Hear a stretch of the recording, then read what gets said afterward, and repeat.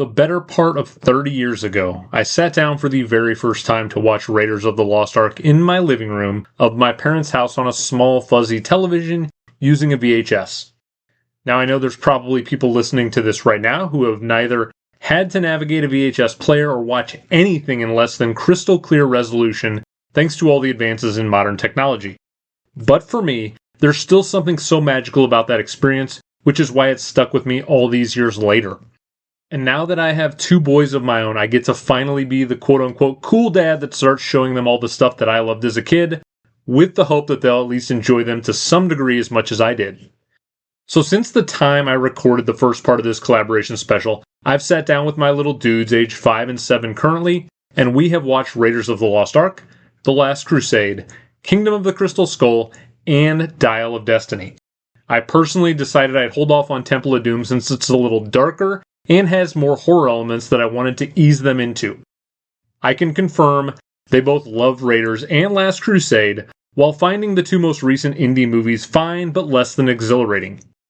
My little cinephiles in training are making the very correct choices already.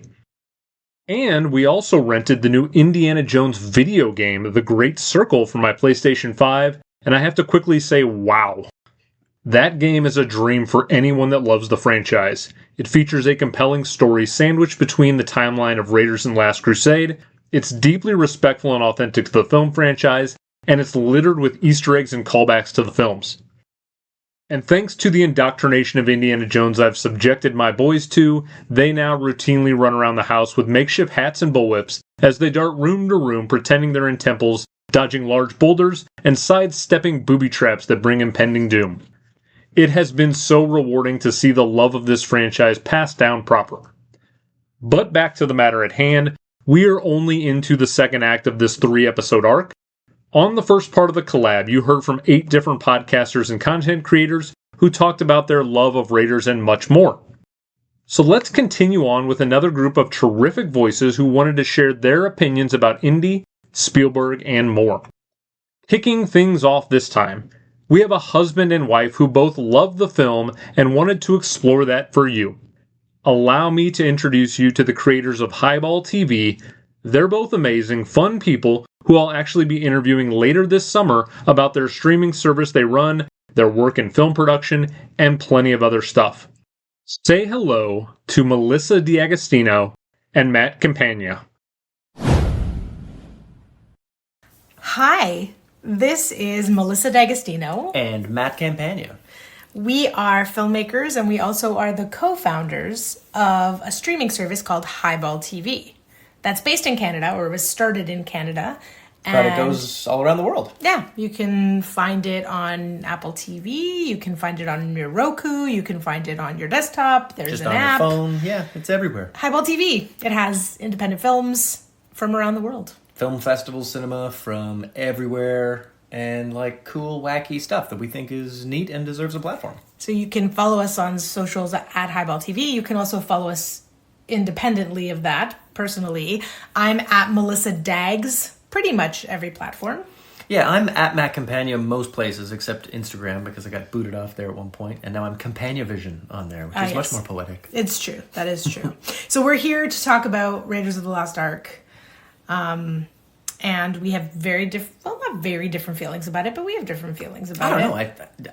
Now I'm confused. If you don't think this movie's brilliant, then we have different feelings, for sure. We should probably also say we're married, so... We're married and we were born in the same year. Yeah. Which means this movie came out at the same age for each of us. Yes, I did not watch it, though, for a very long time. I wore out the VHS tape. Yeah. So let's get to that. So this is one of the first questions, which is what are your memories of watching this film? I will say that my dad was a huge fan of the Indiana Jones movies. Oh, of course he was. Yeah, my dad loved all of the things that Indiana Jones is, all of the genres in those movies. My dad was a fan of, and so we had the VHS tapes, and I think I saw like bits and pieces of Raiders over the years, but I didn't actually watch it from start to finish in one complete sitting until I met you. Oh, really? Yeah. Fascinating. I had no... I'm learning this in real time. Yeah. That's fascinating. Until I was in my 30s, yeah. Wow. Yeah, I mean, for me, I remember watching it on like a 13-inch television in my dad's basement after riding my bike down to Jumbo Video and getting, a boatload of movies for the weekend so that I would be entertained. Is Jumbo Video in the US? It's like a Blockbuster, basically. Yeah, it's like a Blockbuster Video, but the mascot is an elephant. Yeah. Jumbo Video, not to be confused with Dumbo Video. Correct. But it was definitely trying to be evocative of Dumbo. Yeah. But it was an absolute favorite the moment I saw it. I mean, to the point that when I first learned to do artistic things, one of the first things I sculpted was a golden idol that kind of looked like Prime Minister Paul Martin by accident. But Canadian Prime Minister. Yeah. But he's a little freaked out. Makes sense. Yes, leading Canada is a scary proposition sometimes. Yeah. Yeah, so my memories of watching it really are watching it, either bits and pieces of it on TV with my dad, which is a really lovely memory, and actually revisiting all the Indiana Jones movies recently was nice because my dad has passed, and so it was a lovely thing to to remember the feeling of them being on in the house and him enjoying them so much. And my sister was also a fan of them, from what I remember. I mean, she was a huge Star Wars fan and a huge Harrison Ford fan as a result of that. So I think by proxy she enjoyed. Sure, I mean Indy. George Lucas, Harrison Ford, you got a bunch of the good ingredients there. That's right. But then the other memories I have of it now are with you and you introducing me in a way to them, in a new way, in a way that I hadn't really viewed them before, because you have so much zeal specifically for Raiders. Yeah, I mean, when I was in high school, I wore an Indiana Jones costume to school for Halloween. Like, all the way. To the point that I even wore the fedora, like, into November, and then I just kept wearing it, and I had this leather jacket, and once you buy a brown leather jacket, you're just going to wear that when you're a teenager. You're not going to, you don't have a lot of coats. You've just grown into the size you are. So I wore that a lot. To the point that, like, I went on adventures with my friends, and every now and again, if one of them wanted to, like, sabotage something, they would yell, "Get out of that one now, Indy!" And it would just be like, Matt Hunter did that to me once when I was in a shopping cart and I went under an 18-wheeler, and I got out of that one. It was fun. Yeah, sounds like Indiana Jones had a big effect on you in many ways. Not just your wardrobe, but your antics and your shenanigans. Yeah, I mean, I don't think I've been clean-shaven in 10 years. I've always had at least some stubble to stroke when thinking of things. Yes. So, yeah. You do love a hat. I love a hat. Yeah. Fedoras, I mean, they should be more popular than they are. Okay, yeah, I'll go along with that. Do you think the film holds up 40 plus years later? Ooh, I think with the exception of like maybe 4 or 5 composites, like composited visual effects that feel fake. Sure, yeah. I mean, everything about it holds up, especially, Let's Punch Some Nazis holds up better than it ought to. Truth. Better than we'd want it when we have the need for, sadly. Yeah. But I think that, I mean, from a filmmaking standpoint, it's incredibly shot. I mean, almost all of it's practical. That's the thing. Yeah. Like, that's what is so remarkable about it. And the the effects, because George Lucas and because Steven Spielberg is I remember you saying once, Matt, that, like, of course this effect looks good. Steven Spielberg wouldn't let it not look good. Yeah. I mean, when you're putting ILM and Spielberg together, he's going to be able to tell the studio, I don't want this until it's right. Yeah. In the way that, your average director now working in a cog in a machine is like, they're making release dates. They're not making movies. True. I think culturally speaking, and sort of like in terms of societal evolution, in terms of how we look at culture and how we look at archaeology and museums and all of that, I almost feel like Raiders holds up better than some of the other indies do. What, Kali Ma doesn't feel historically accurate to you?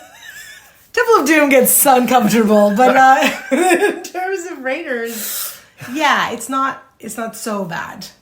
It's like there are movies from that time that I mean, it helps are very cringy, and it helps that it's a period piece. Yeah, you know, it's trying to be accurate to the serials of the 40s, about the 40s, and from, you know, the 40s and 50s, where if you were to look at this as a cultural touchstone of the 80s, you'd be like, ooh, why are people saying that in that weird gaudy mall in the 80s?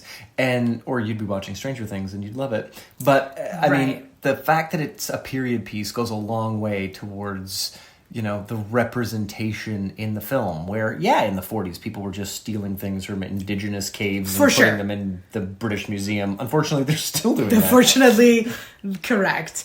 I think here's what I do love about it, and here's what I think makes it actually cooler than movies that are made today, is like Harrison Ford's just an archaeologist, and he can do a lot of really awesome stuff. He can jump and run and like he does magic with a bullwhip. He does magic with a bullwhip. Like, who is this guy? And I like this time in filmmaking where like just a regular looking dude. I mean, he's very attractive, Harrison Ford, but I mean, he's not like he isn't like bodybuilding so that he can be in an action movie. And when you put him in glasses, like the Bruce Willis thing. It's like I love Bruce Willis action movies because Bruce Willis is just like, he's got the body of a dude. Who is fit. When you put him in glasses and a tweed shirt and or suit and put him at the front of a class, it looks like he could be the teacher. It's not like Kindergarten Cop, where you're like, it's true, Detective John Kimball is definitely not just just a teacher. Oh, that's right. Oh my God. It's not like Kindergarten Cop, and we can all be grateful for that. I think. Well, and he is that fun kind of action hero where you can feel that Lucas and Spielberg wanted to make a Bond movie, and couldn't, and so they were like, well, what would an American James Bond be?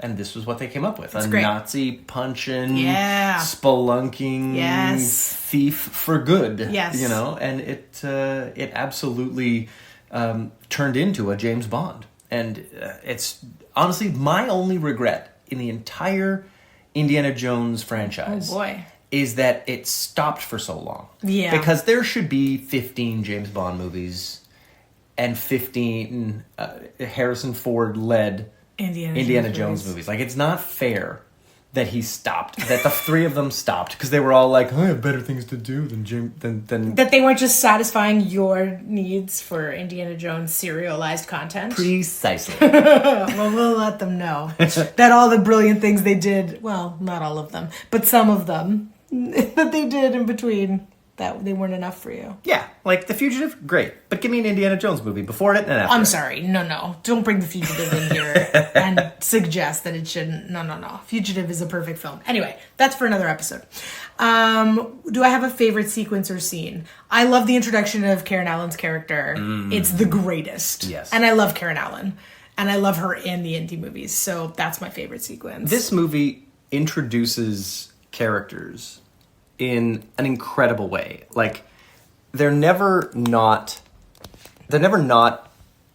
deeply compelling introductions. Indiana Jones has this introduction that is like, it's his silhouette from behind. Like, you get all these mysterious, beautiful, oh my God, who's this guy moments. Oh, the shadow play. Yeah, because he's not James Bond yet, but they need to establish that this guy is James Bond like in his like in the lore of it? Yeah. Like, that this is just one of his many adventures and you're finally catching up with him. Yeah. You know, and the fact that the first boob to get it is Alfred Molina is also incredible because it's this amazing actor Love Alfred who Molina. You see just get smoked. And it's really fun that he went on to be so huge because it makes his appearance in there almost feel like a cameo. It's really cool. It's like, oh man, Doc Ock is there. It's just really cool. You do love to oh yeah, I mean, talk about what superheroes they all are. Yeah, because a little bit you're watching a movie where Gimli is running around with Red Hulk, and the very first thing that happened was Doc Ock got offed. Like, it's a really cool, world in that way. But I feel like the sequence for me that I'm always the most impressed by might be the one that scared the crap out of me when I was little, and it's the melting of things in this movie. Like when everyone's faces are melting off in the end of Raiders, it's just such an amazing effect, and it holds up so well simply because it was crafted so well. Mm-hmm. And there are visual effects that you can see that don't hold up well because it's difficult to make a comp look as good when you're using a razor blade as opposed to doing it now pixel by pixel. But there are parts where you just point the camera at the incredible special effect, and it looks amazing because it's an amazing special effect. Agree. Now, we don't have a ton of familiarity with all of the movies that were nominated for the Oscars in 81. And so I feel like we're going to not talk too much about that, about whether we think, because I think the online voters, were they correct in awarding this as the actual best film of 81? You're going to say yes no matter what. You don't care what else was nominated that year, right? Nothing is better than this movie.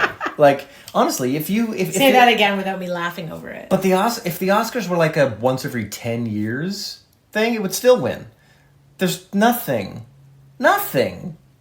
comes close to how friggin' great Raiders is. Like, it creates a franchise in the way that, it won't take him much more than a decade to get himself to Jurassic Park, where he's doing it again. Like, the man, and I mean, sure, that's from a great book, but this is one of the greatest storytellers in American history, with one of the greatest directors in American history, with one of the greatest movie stars in American history. Yeah, this is one of the greatest films in history. I mean, it's always interesting to me because the Oscars are such a, an enterprise. So it's interesting what stands the test of time. And I feel like a lot of the films in the 1981, in the running that year, a lot of them don't in the same way that this movie does. And that this franchise does. And then, as you just said, Spielberg goes on to just make more and more wonderful films that you can see the beginnings of some of his work. Even the camera work, you can see the beginnings of things he's going to do in Munich, or things he's going to do in Schindler's List, or in Saving Private Ryan. Like, you really can see the architecture or in Kingdom of the that. Crystal Skull. Yes, that is true. Well, speaking of that, how do we rank each film in the Indiana Jones franchise? I think we've debated this quite a bit in our own time, and I feel like we may have come up to the same ranking? I think we have. I mean, I have been at these rankings. This is how I've felt since Dial of Destiny came out. Yeah. Which is pretty much the only time you can fairly rank these. But you and I discussed it, and you weren't totally convinced until you rewatched all 5 of them. And now I think we've landed on the same ranking. Okay, well, let's say them together one at a time so that we top see. to bottom. Okay, so top is Raiders. Yes, that ranks number 1 for both of us. Second is Last Crusade. Agree. Third is Crystal Skull. Weirdly, yes. Mm-hmm. Yeah. Fourth is Temple of Doom. Yeah. Fifth is That Abomination made by James Mangold. Listen, I don't hate Dial of Destiny as much as you do. I think there are things about Dial of Destiny that are interesting, and I like James Mangold as a director in other things. Mm-hmm. I like some of his other films. I will say that when we watched them all, within like a couple of weeks recently, and you really do feel the difference when Spielberg isn't directing it. There's or when Lucas isn't writing the story, or when Harrison Ford isn't the pixels you're looking at. Yeah, it really does make a difference, and I think that the character, and I really love Phoebe Waller-Bridge, but I did not like her in this film, and I did not like how she was written or how the narrative unfolded with her character. It's the incorrect sidekick archetype for an Indiana Jones movie. Yeah. And there is one built that every single movie has. Karen Allen plays the same as Connery, plays the same as LaBeouf, plays the same as Short Round. As Ki Hye Kwan, Yeah, like there all different sides of the same character that interfaces so perfectly with Indiana Jones. And Phoebe Waller-Bridge's character does not interface correctly. She's too interested in her. She's too into her own interests, and they're too malicious for too long. They're too selfish for too long. She's not joking about trying to get her godfather killed. No. She's genuinely trying to get him killed on many occasions. Like, that character's incorrectly written to be a sidekick. That's how you write the villain of an Indiana Jones movie. Yes. But that is not how you write a sidekick. In fact, even the Mac character that Ray Winstone plays. Yes. That's the closest thing to will he, won't he villain slash... Like a turncoat kind of. Is he a hero? Is he an antagonist? And Phoebe Waller-Bridge walks right across that line into straight-up villain territory, and Mac dies. Yeah. Phoebe Waller-Bridge's character should have 100% died. I think the other controversial thing maybe in our ranking is the reason why we put... Or I'll say the reason why I think Crystal Skull goes before Temple of Doom is the only thing that there are two things I love about Temple of Doom. Ke Huy Quan is magnificent and still is. I think he is one of the most magnetic, funny, charming actors. He does not get enough work. He does not get enough credit. And he, even at that age, he was so magnetic. Yeah. And I love the opening sequence because I love that whole tap dance number. It's the James Bondiest moment. It's great. For Indiana Jones. But, and Kate Capshaw's lovely, but not in that movie. I find her, it is far too grating for me. And it's very one note. Oh my god. It's very squee, I'm in danger, I'm annoyed. Yeah, it's not for me. So I think, like, for me, Crystal Skull, like, it's actually, Shia LaBeouf's actually great in it. Yeah. And then Karen Allen is great. And Ray Winstone's great. Ray Winstone's great. Like, it's got some great stuff. I think it gets a bad rap because, it came so long after the other three and well, yeah, and I think people saw Kingdom of the Crystal Skull and they were like, oh man, it gets so weird at the end. Did you watch any of the other Indiana Jones movies? Every Indiana Jones movie is insane at the end. An Indiana Jones movie needs to be 2/3 like rustic adventure, and 1/3 batshit insane supernatural wackadoo ending. Yeah, like that's part of why I don't mind the ending of Dial of Destiny. That is a bullseye for stupid, weird, awesome Indiana Jones ending. I don't like pretty much everything that comes before the wackadoo ending of Dial of Destiny. Also, there's even in the wacky world of Indiana Jones, there is no way Mads Mikkelsen's character survives that train moment. There's just absolutely no way. I was waiting for the whole movie to explain how he was dead and resurrected. Because that would be cool. At like 150 miles an hour, getting hit in the head with basically a telephone pole, there's you're just dead. No chance. Yeah. I mean, there are a lot of things wrong with Dial of Destiny, and I think there are just a lot of things right about Kingdom of the Crystal Skull. And the thing that puts Temple of Doom lower on the list for me is that Raiders of the Lost Ark is perfect, and then they wanted to do a different adventure with Indiana Jones, and Temple of Doom just doesn't work. It gets real boring in the middle. It gets when that's my feeling. Indy is like when Indy's been brainwashed. Like there's a whole part of it that just doesn't work. And I think there are things you can't do with Indiana Jones, and you can't take away his agency.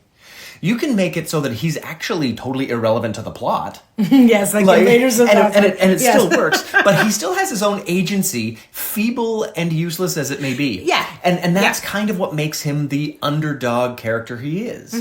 He's one guy against the entire Third Reich.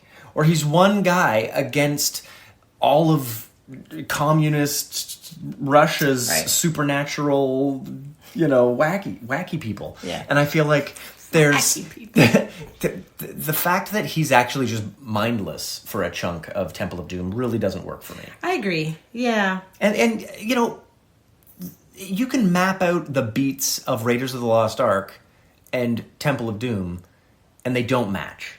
But the moment you map it out to Kingdom of the Crystal Skull, Crusade, or map it out to Last Crusade, they're all in the same shape. It's true. And ultimately, that's them realizing on Last Crusade, this is the formula. All good James Bond movies have the same formula. Yeah, and they're inventive. Yep. But there's the formula. And they hadn't, to their credit, figured out that Temple of Doom wasn't going to be the right formula until they made it. No, I mean, they tried something, right? I think, the third one was a return to the structure and then the addition of... Oh, you dropped Conroy. And it was, I mean, Crusade is a delight. I think Last Crusade is fantastic. If you had Karen Allen in that, it would be the best one. It would. You're right. Yeah, you add Karen Allen. Yep. And it would have... She should have absolutely been nominated for an Oscar. She wasn't, I don't think, but she should have. And I don't think Spielberg was nominated for director. But the Oscars have, they're tricky with Spielberg, right? They kind of dismissed him until later in his career. Yeah. Because he was the blockbuster director. Yeah, and you can't. It's like James Cameron. You make the big fun movies. Yeah. And we'll go make the serious movies that nobody cares about. And then we'll award them. I mean, that's a bit reductive, but sure. The Oscars. The Oscars, am I right? Okay. Is Harrison Ford more famous for Indiana Jones or Han Solo? Han Solo. What's Han Solo's music? Oh, exactly. Beautiful. No. This is a big bone of contention with us. I think he is absolutely known more for Han Solo. You think he's known for Indy? Yeah, Indy. Han Solo. It's not about the music, though. There are quintessential things. I could immediately sketch the outline of Indiana Jones, and you'd recognize it. I could not sketch the outline of Harrison Ford as any other character. That's the one. If you drew Han Solo, I like the. I'm talking outline. Like, yeah, but that's a hat. That's not. When a child draws it, like to me, I think he's more recognizable, more famous, and he is also in love with his character in a way he does not like Han Solo. So to me, I think no question. We will not convince each other otherwise. No. I say Han Solo. You say Indiana Jones, and let's call the whole thing off. If they were to recast Indiana Jones with a contemporary actor, who would you pick and why? I mean, I think they're trying to make Glenn Powell into this kind of guy, but I don't think he is. No. I like Glenn Powell, but I don't think he's quite got the vibe. I wouldn't. Honestly, what I would do is I would only make Harrison Ford as a digital Indiana Jones during World War II, and he would only be in video games. I would make video games about Indiana Jones until the end of time, but I would never, ever, ever make another movie. I think that actually there are actors. I think when I first read that question, I was thinking of like white actors, but I don't think there are any really that could do it. I think if Diego Luna was, well, maybe even at the age he's at, like Diego Luna, I think David Alvarez is the name of the guy who played. What is it? Let me find it. He's in West Side Story. He's in the Spielberg West Side Story. I think there are actors from other lineages and David Alvarez. Yeah, like there are other actors who I think have the combination of like charm, action. I'd consider giving it to Chris Pine. I think Chris Pine is too old now, though. Yep. But Chris Pine for sure. I mean, if you watch Dungeons and Dragons, between Dungeons and Dragons and the first Wonder Woman movie, yeah, Chris Pine could have absolutely done it. But I think that you need somebody who is off the charts charming. Yeah. And I think it's hard in this day and age as well. I mean, that makes me sound so old, and I'm not that old, although someone called me ma'am today and it was very upsetting. But like a 13-year-old, but still very upsetting. But I think that there's not a lot of mystery around actors anymore, because we kind of like, there's so much publicity and everything is so prepared, and there's social media and there's this and there's that, and it's kind of hard to find that sort of like magnetism and sort of that swashbuckly quality. What about Wyatt Russell? I don't like him as much clean shaven. He's better with a beard. Yeah. But with like scruff, Wyatt Russell could be fun. What about Bill Pullman's son? What about everybody from the Thunderbolts? What about the Thunderbolts cast? What about David Harbour? What about Florence Pugh? What about every Nepo baby that exists? Yeah. We're just casting from the Thunderbolts cast? Yeah. What about Julia Louis-Dreyfus? Perfect. I'm sold. Yeah, we don't have a good answer for this. Sorry. We're moving on. Is Raiders of the Lost Ark on your Steven Spielberg Mt. Rushmore? Absolutely. It's not on mine. He might actually...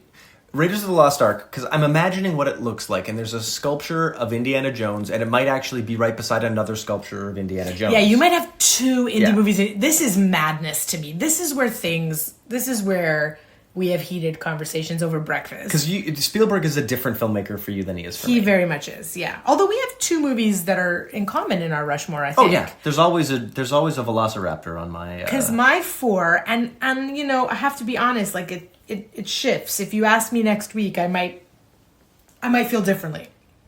But my four, my Mount Rushmore would be E.T., Jurassic Park, Schindler's List, and Saving Private Ryan. And it's like it takes a lot for me to choose those and not choose. There's like another four waiting in the wings that I'm like, ugh. But on the Rushmore, is it Hanks or is it Damon? It's Hanks. Hanks? Does it get sculpted? Yeah, he's I'm just curious because it's called Saving Private Ryan. Yes, but who's saving him? Tom Hanks.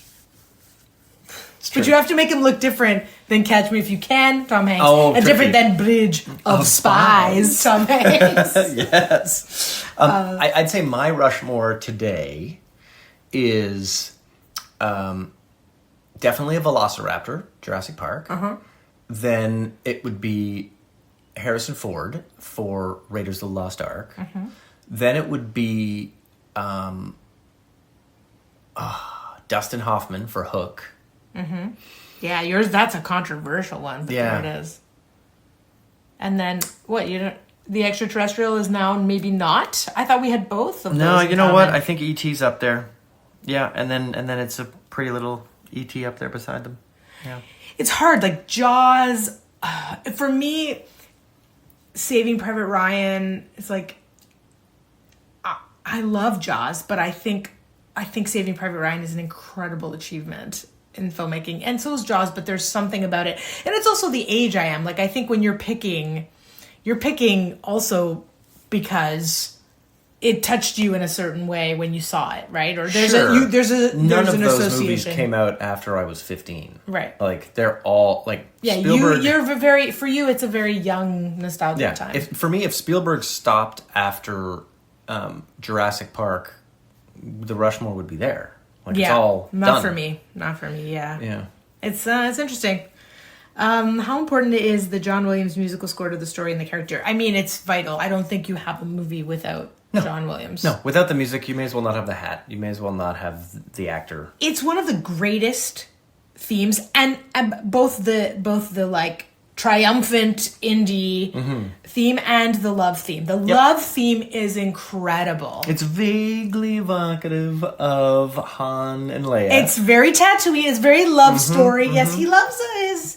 He's in that pocket. He's in that pocket. He's in that pocket. But they're both exceptional. John Williams is just a master. There's a very solid argument that John Williams is the greatest filmmaker in the last 100 years. Yeah. Yeah. He really has like shaped our consciousness musically and the way he can tap into the emotional moment and the narrative moment and the character. And make an earworm you will never forget. Never forget. Like, just try and hum for me Hans Zimmer's Superman theme song. You're going to come up with nothing. Yeah. Like, well, Hans Zimmer used to write beautiful melodic scores, and then he went into some experimental Chris Nolan space, and now it's just a bunch of Zack Snyder space, and it's a lot of honking. Dissonance and honks. But that's his vibe right now, and everybody's got to go on their on their creative journey. Yep. I will not always go with them. Yeah, but I they ain't there. go where they need to go. Does it bother you that the film's plot would have played out exactly as it did with or without Indiana's involvement in the story? I enjoy that very much. You know? I love that about it. Yeah. Well, and what it teaches me when I watch it is that it's actually, when you people talk about screenwriting and they talk about the rules of filmmaking, and at the end of the day, what you want to see is somebody on their journey, Just trying, and you want to go on that journey, and whether or not them going on that journey would have made the events unfold or not isn't always important, and that's a good lesson. Yeah. You know? I mean, consider all of the great Indiana Jones movies. If he wasn't there, they'd all pretty much turn out the same way. The ones we don't like are the ones where he's like, I'm on this bridge and I'll cut this thing down and save everyone's life. And you're like, you look great, Harrison Ford. This plot is not working. You look great. You know what, Harry? You look great. It's the dishiest that he looks, 100%, in any indie movie. But Temple of Doom just doesn't do it. Can I ask you a question that's not on this page? Of course. How does it feel for you that because we made a movie with Wendy Malick and she's on Shrinking with Harrison Ford, that you are 1 degree away from Indiana Jones? Oh my God, every time she tells us a story about hanging out with Harrison Ford and what happens when he drinks tequila, I am delighted to know that I'm that close to Indy. It's pretty And, amazing. by extension, to Henry Gimli. Henry Jones Sr. It's true. And by That's extension to the beef. Yeah. That close to Shia the Beef. Oh my God. Well, that I'm not thinking about, but I'll take a Gimli connection for sure. Yeah, this has been fun. Oh, absolutely. I mean, any opportunity to talk about Indiana Jones, I'm right there. Yeah. Yeah, it's funny when Andrew asked if I wanted to do this, I was like, well, I don't really have a lot to say about it because I don't have the connection to it, to the franchise, to the IP, to the character, to the story that you do. And yet everyone does. And yet everyone does. It's true. It really is. Like, I do feel very close to my dad when I watch them. Yeah. Yeah, it's really lovely. I mean, I feel I'm about as old as the entire Indiana Jones franchise. It's the map of Indiana Jones is the map of my life in a very interesting way because there's always been Indy as far as I am concerned.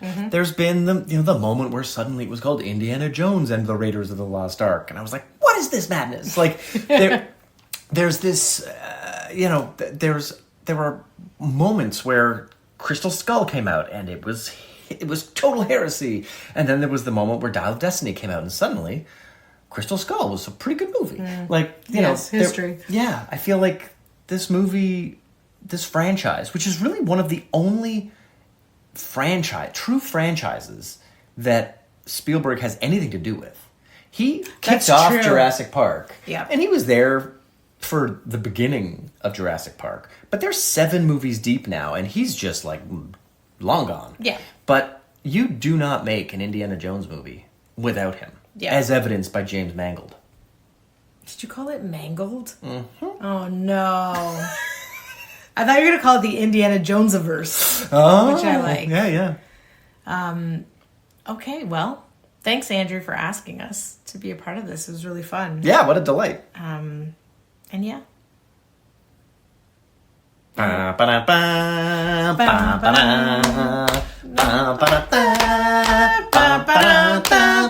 we're going to stop. Hey everyone, it's James from I Was a Teenage Film Snob. Thank you, Andrew, for inviting me to join your Raiders of the Lost Ark collaboration celebration. And really excited to talk about this one. So thank you again for inviting me. To all those listening, apologies. I'm sure you're sick of my voice and you know this is going to be a long one. If you aren't sick of me yet, you can check out my podcast, I Was a Teenage Film Snob, on Instagram, _ between every single word. We're on Spotify, we're on Apple Podcasts. We've got a great team. I've got 2 brand new co-hosts as of, I want to say April this year. Maddie and Nick are joining me on every second episode, and I'm doing more industry interviews and stuff like that as well. Just had the incredible Gillian Bell talking about Summer of '69 on recently, so definitely worth checking out if you can handle my voice. Andrew has sent me a lot of questions, so I'm going to do my best to keep this concise and clear. I'm sure I'm going to upset some people, but that's just the way things go. But we're going to try and work through this at a reasonable pace. So let's get stuck into it. I love Raiders of the Lost Ark. I don't think that's a surprise. I think most of us listening to this show or collaborating on this show would agree it's a pretty perfect film. My earliest memories of the movie, I would have been under the age of 10, maybe 7 or 8, maybe 9. My dad would have picked it up from the video store, copy on VHS. He probably would have picked up all 3, knowing my old man, and we would have put it on the lounge room and just watched and marveled at this incredible film. At that point I would have been, if I was 9, it would have been the mid to late 90s, and still over, almost 20 years later, the film holding up, and now we're celebrating it at a much older age. I suppose it's over 40 years old now. And my dad was always like that. He would always show me cool stuff from when he was younger, but before I was born. He introduced me to the Blues Brothers, and he introduced me to The Naked Gun and Airplane. We call it Flying High here in Australia, and a bunch of other stuff. But Raiders was one I remember very fondly. And later on I got to show that movie to my wife, and that movie was over 30 years old by the time we met. And she fell in love with it immediately as well. And the next memory I'm looking forward to kind of creating is sharing it with my daughter, who's a little bit young for the melting faces of Nazis at this stage, but give her a couple of years. But I adore this film, and I just think of family and the comfort of my home when I think of this movie. So the next question is, does the film hold up 40 plus years later? I feel like I've answered that. It does. It really does. The pacing is excellent. It's funny, it's scary, it's action-packed, it's a thinker. It's not just, you've got this lovable rogue, Dr. Henry Jones, but he's also a professor of archaeology, which is kind of fun, giving Harrison Ford a bit more to chew on in this role. I think it holds up incredibly well. Karen Allen, is a really great, strong female lead, or maybe you want to call her a supporting actress, but she's really great in it. There's always going to be something to pick on with older films, whether it's the way we treated different genders or different, nationalities and things like that. And of course, we want to learn from that and become better at it, but we can't hold a film that's 40 years old to the standards of today. That's not fair. All we can do is observe it, look at it, and try to learn from it. But even with those sorts of things aside, I think it's a brilliant film. I think it holds up incredibly well, and is still very, very entertaining. Wow, I got really serious there. Let's try and have a bit more fun with it. Do I have a favorite sequence or scene? It's very short. There's so many you can pull from. It's such an iconic film. I could choose the stealing of the idol and the boulder rolling down. I could choose the shootout in the bar. I could choose faces melting, all of that. But I think the one I think of the most when I think of Indiana Jones is that scene in the bazaar where the guy's doing all the different sword tricks and then Indy just shoots him. That to me is classic Indiana Jones. It's everything I love about that character. He's got no time for nonsense. He just wants to get on with it, and I really appreciate that. So that's probably my favorite sequence. Andrew has asked, were they right in awarding this the actual best film of 1981? Now, I was looking over the original nominees, and I was looking over kind of who came close in the revised episode as well. I haven't seen any of the other films, just being perfectly honest. Like Reds, I haven't seen. Chariots of Fire, shockingly, I haven't seen. And there's a bunch of others I haven't seen either. But going back to what I was saying before about Raiders, I think on paper, yes. I think that you are right. I think, the Academy Awards always carries this level of pretension, and everyone's saying it. I'm not saying anything new here. And it kind of sets this kind of ridiculously high bar where it's like, it's only the artiest of art films that can kind of make it through, and the nominees are always movies that people haven't seen. But Raiders of the Lost Ark covers everything. It's everything the general audience wants. It covers a span of genres. It's an action film. It's an adventure. It has moments of horror and romance and comedy. I just think it ticks all those boxes. And I think that's something we need to take into consideration. Like, why are we going to the movies if not to be entertained? And yes, we want to tell, wonderful, enduring tales of the human condition, but we also want to have fun. And I think Raiders of the Lost Ark encapsulates everything that the cinematic experience is all about. So, yes, I think you were absolutely correct in making it Best Picture. Do I have any thoughts on the actual Best Picture winner from that year, Chariots of Fire? Yes, my thought is I should probably go and watch it. How do you rank each film in the Indiana Jones franchise? I think this is where I'm going to get controversial. I'm kind of known for my hot takes. If you've ever listened to my podcast or checked out the 90-second reviews or anything like that, I am a big defender of all movies. I think every movie has its place. I don't believe there is such a thing as a bad movie. I think that if every movie is someone's favorite movie, then there are no bad movies, and everything has its place. So here's my ranking, and this is going to shock a few people, I'm sure, but this is how I truly feel. I rewatched these not too long ago in advance of Dial of Destiny, because I wanted to do a bit of a brush up, and I hadn't seen a couple of them in a while. Previously, I'd not loved Last Crusade, so I wanted to, and everyone was telling me I was wrong, so I wanted to rewatch it. I'm glad to admit I was wrong. But let's go. So starting at number 5, I'm going to say Dial of Destiny. And this is not a reflection of the film's quality or anyone involved. So I just want to put that out clear. I don't think Dial of Destiny really counts because it's not really an Indiana Jones film. Like, yes, he's in it, but he's not the lead in that film. It's not really his story anymore. And it's because they just waited too long to make this sequel, Harrison Ford couldn't get up and around. That opening sequence in that film, which is wonderful, that's not Harrison Ford doing it. It's a CGI mask around a stunt performer, and you can tell, because when it is him moving around, he's moving a lot slower. This is really a vehicle to kind of set up whoever's going to take over next, whether it's Phoebe Waller-Bridge or someone else. So because of that, and only because of that, I don't think it counts. I don't think it's fair to put it in contention with the other films, because it just doesn't feel like an Indiana Jones film. There are some really beautiful moments. Like, that flick made me laugh. It made me cry. It does some really weird stuff, which I appreciate, because I think the best thing about Indiana Jones is that those films are always embracing the weird, ever since the first one. But I just don't think it quite counts. So I'm putting that in 5th place out of respect for the others who had more to work with when it came to kind of Harrison Ford's ability and physicality and stuff like that. In number 4, this is my first, well, actually maybe my second really shocking announcement. I'm putting Temple of Doom. I like Temple of Doom, and I should say I like all of these movies. I think they're all wonderful. I like Temple of Doom. I think Ke Huy Quan's great. I'm sure I pronounced his name wrong. I'm so sorry. Harrison Ford is great. I love the cults. I'm a huge fan of cults, so I love all of that. Kali Ma, all of that. However, I think out of all the films, it has some of the weakest supporting characters.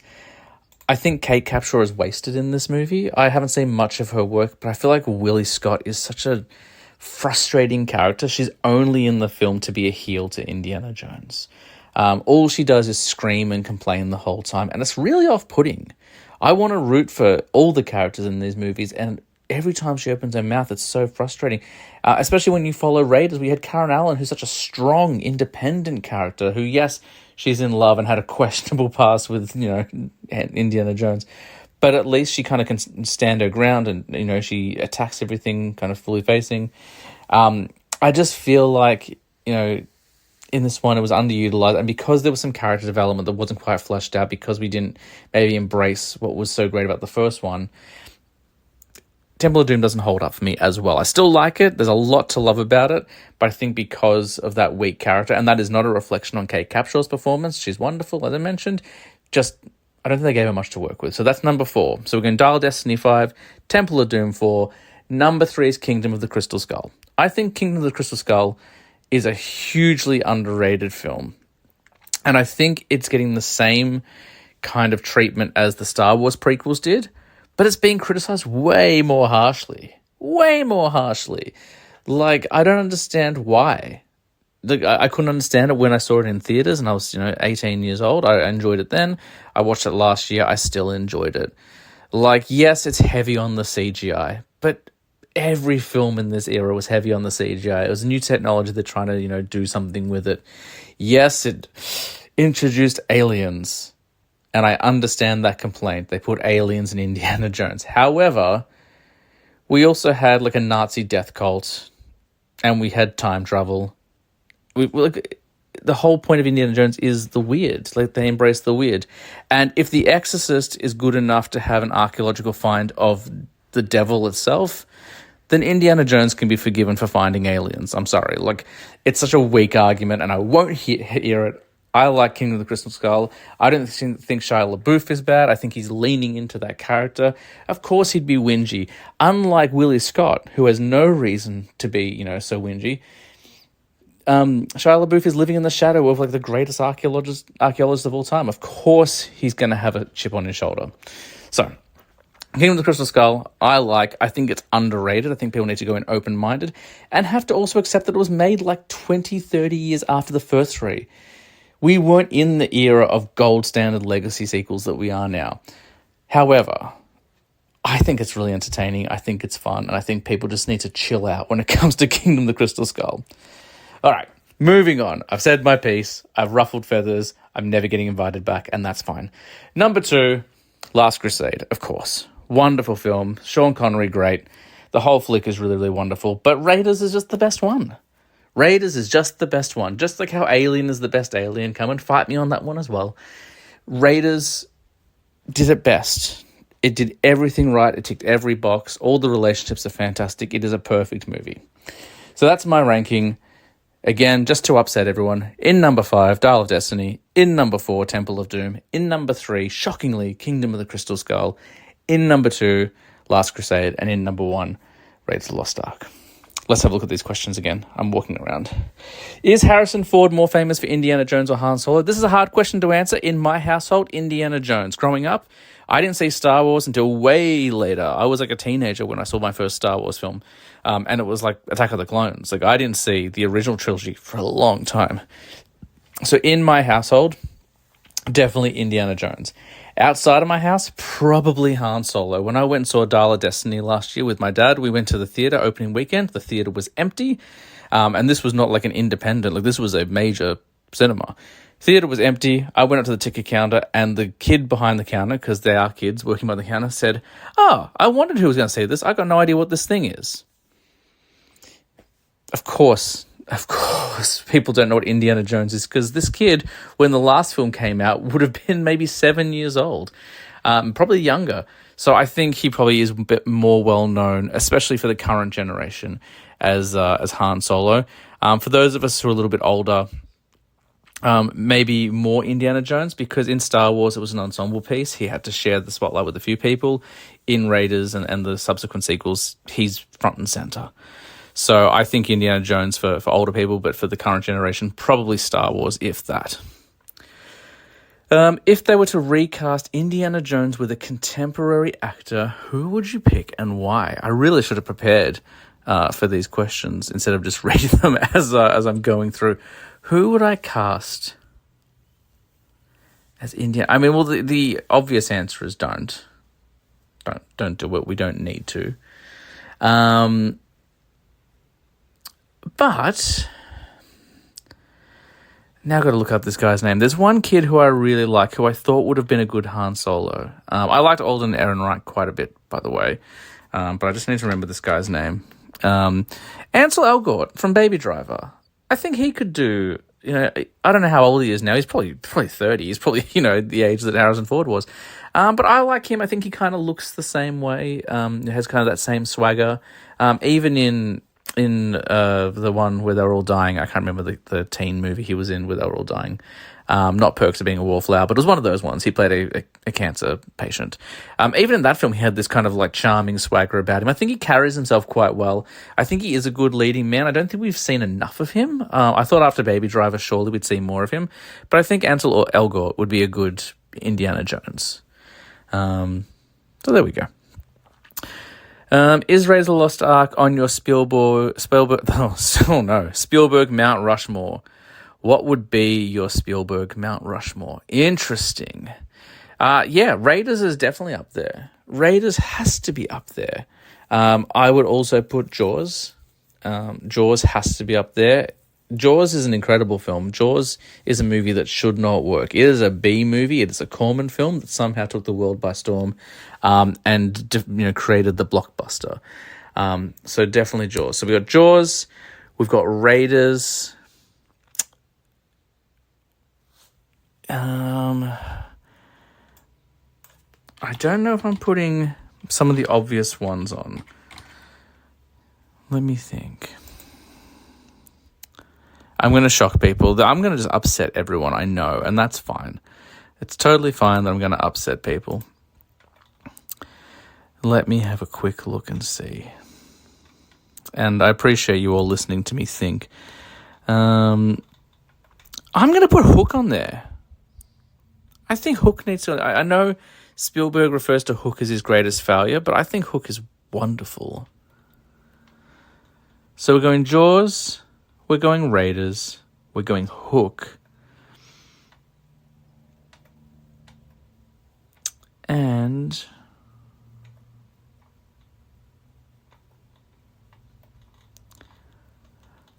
I'll put E.T. It's tough. I want something sci-fi on there. I think it's important to have something sci-fi. I know there are some really obvious ones there. I know I didn't choose Jurassic Park. Like, Spielberg's Rushmore needs its own Rushmore. Do you know what I mean? Like, the guy's been relevant for 50 years and he's constantly putting out bangers. But Raiders, Jaws, E.T. and Hook. Hook's going to be obviously my cheeky one in there that's going to surprise a lot of people. But yeah, that's my Rushmore. And yes, Raiders is definitely on there. How important is the John Williams musical score to the story and the character? It is imperative. You cannot have Raiders Lost Ark without John Williams. You can't have a Spielberg film really without John Williams. I think they're a perfect marriage. I think just like how Martin Scorsese and De Niro are a perfect marriage, I think you need to have John Williams and Spielberg. I think when they're not together, there's a loss of emotion and feeling. You need to have them together. It's important. That's one of the most recognizable scores of all time. And spoiler alert, like John Williams created all of the most recognizable scores of all time.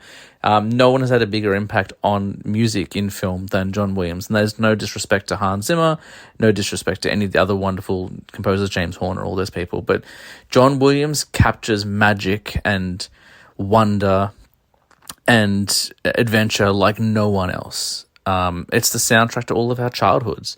So it's very, very important. Does it bother you that the film's plot would have played out exactly as it did with or without Indiana's involvement in the story? No. I think that's the genius of the movie. I think it's wonderful. I really like that. If anything, Indy gets in the way, but that's fine.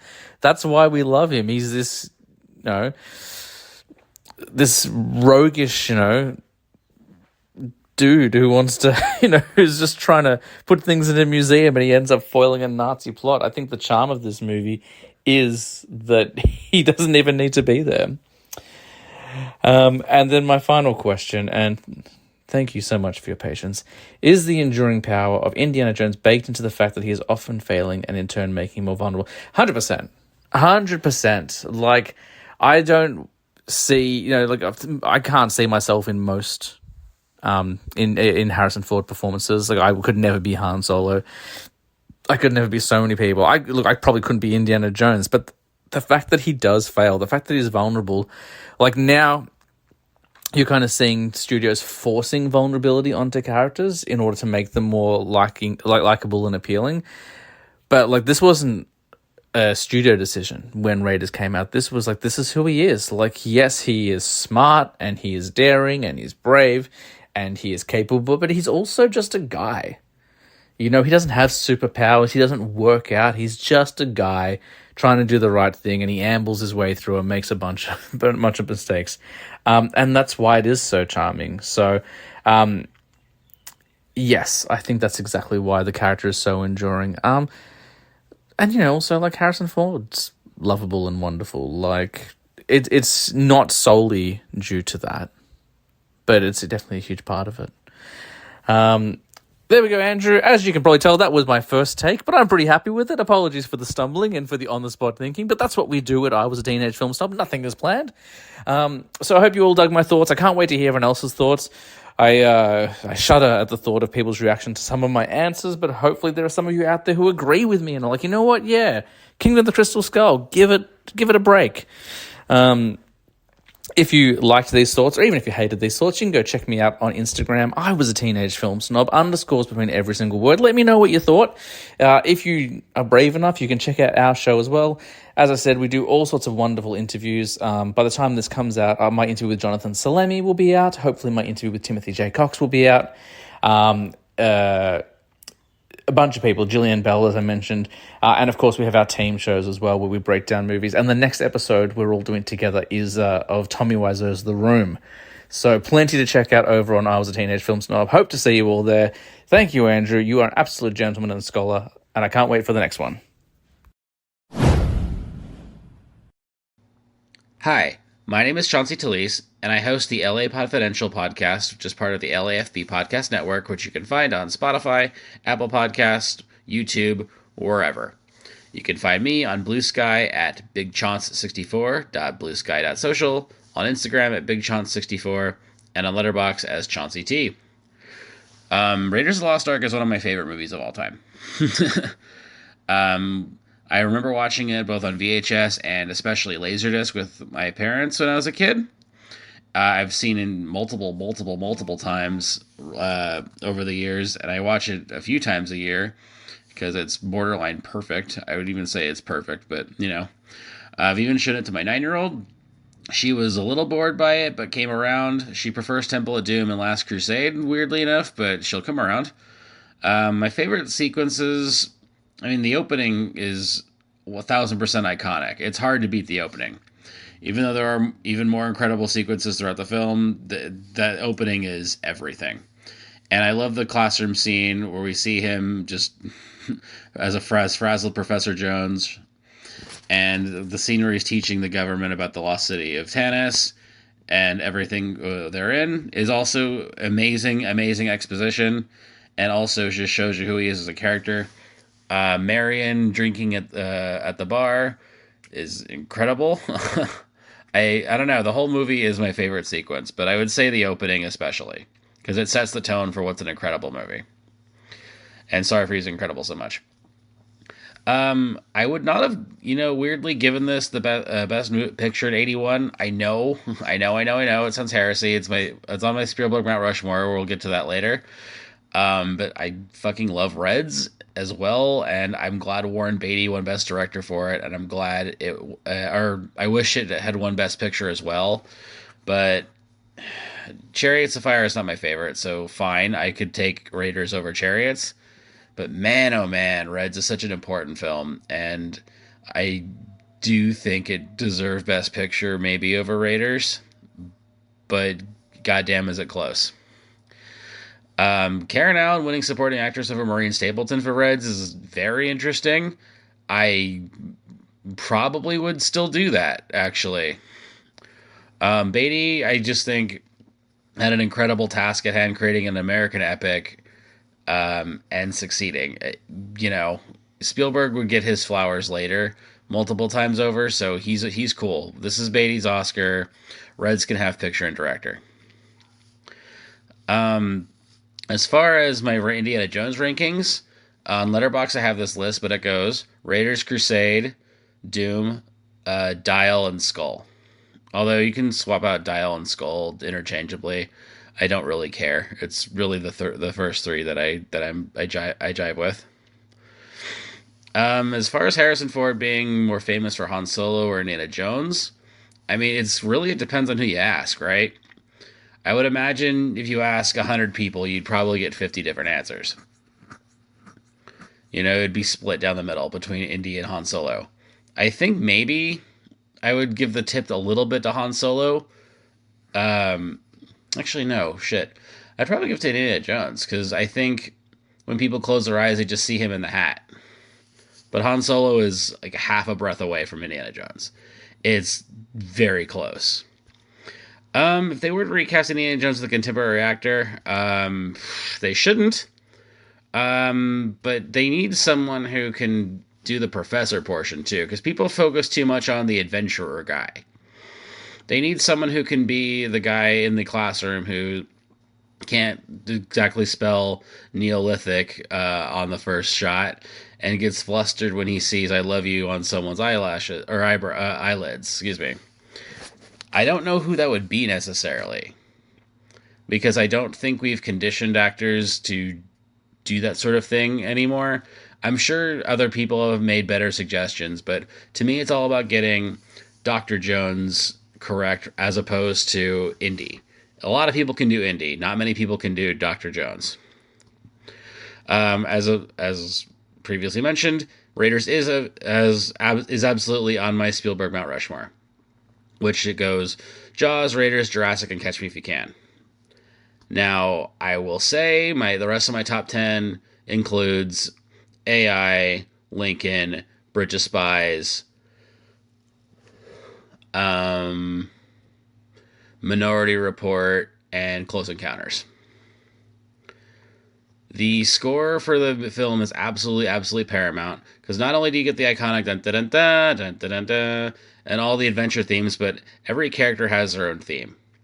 You don't entirely notice it on first watch, but the more you rewatch, the more you realize how important the music is beyond the iconic score. I mean, John Williams is fucking everything. And I don't really give a shit about if Indiana Jones wasn't involved in the story. Like, sure, they would have opened up the Ark anyway at some location and killed a bunch of Nazis, but with Indy being there, it's, locked away where nobody can find it. So I suppose he has an impact that way, but I don't give a shit because it's a really fun adventure. Honestly, I don't care. That section of, plot detective, CinemaSins can go fuck itself. I don't care. The enduring power of Indiana Jones is, of course, that he's vulnerable. He's always fucking up. That's half the fun. He's human. Harrison Ford knows how to do that. That's why when he's Han Solo, he smacks the Millennium Falcon so it starts, because people know what that feeling's like. And Indiana Jones being too invulnerable would have made it not work. I'm sure that's how Tom Selleck would have played him if that casting had worked out. But Indy's supposed to just screw up all the time. Even when Marion's trying to have sex with him on the boat, he falls asleep because he's just so tired from all the action. And the mirror hitting him in the head, just little stuff like that. He's 100% human. And that what makes all the more exciting when he does something extraordinary, because he overcomes himself as well as the obstacles in front of him. Raiders of the Lost Ark is a super important movie to me, obviously, because I like movies. So who doesn't like Raiders of the Lost Ark? But I do think it's one of the most important movies ever made, even if I'm giving Best Picture and Director to Reds. Welcome to Scenes and Sonics. I'm Ben. And I'm Kim. And we're excited to talk about the Raiders of the Lost Ark. Yeah, this is for... Yeah. Oh, yeah. Play that classic John Williams score. But not too long, because we don't get copyrighted. That's right. We don't want to get copyrighted. But this is a special episode. We're doing this as a special collaboration episode with the Revisionist Almanac. Yeah, thanks for having us and being able to share this platform with you. Yeah, so... where should we start? So this whole episode is going to be about Raiders of the Lost Ark, which I'm super psyched about because we're both fans of Indiana Jones. Harrison Ford's the man. That is a legend right there. So I guess we should start. What are our memories of watching this film? Ooh, for me, it runs so deep. It runs so deep that it almost makes me emotional talking about it. Oh wow! Because it has to do with my dad. And he's no longer with us. So, and he was the reason why I kind of started watching Indiana Jones, Star Wars type of movies, because that was during their generation. Yeah. So obviously, I didn't know anything about it, but my dad made it so interactive for me. He would have me on his lap, and anytime you would see the horses ride, he would start galloping, and I would be galloping with the horses and everything. That's so cute. And also, I remember I was so interactive with it that I wanted to get a hat and get a lasso and a whole leather jacket. Yeah. I had the whole getup. What? You had like a whip and everything? Yeah, well, because they found one at the what's it called, the flea market. Yeah. But in Spanish, the La Puga. So, and we would. Yeah.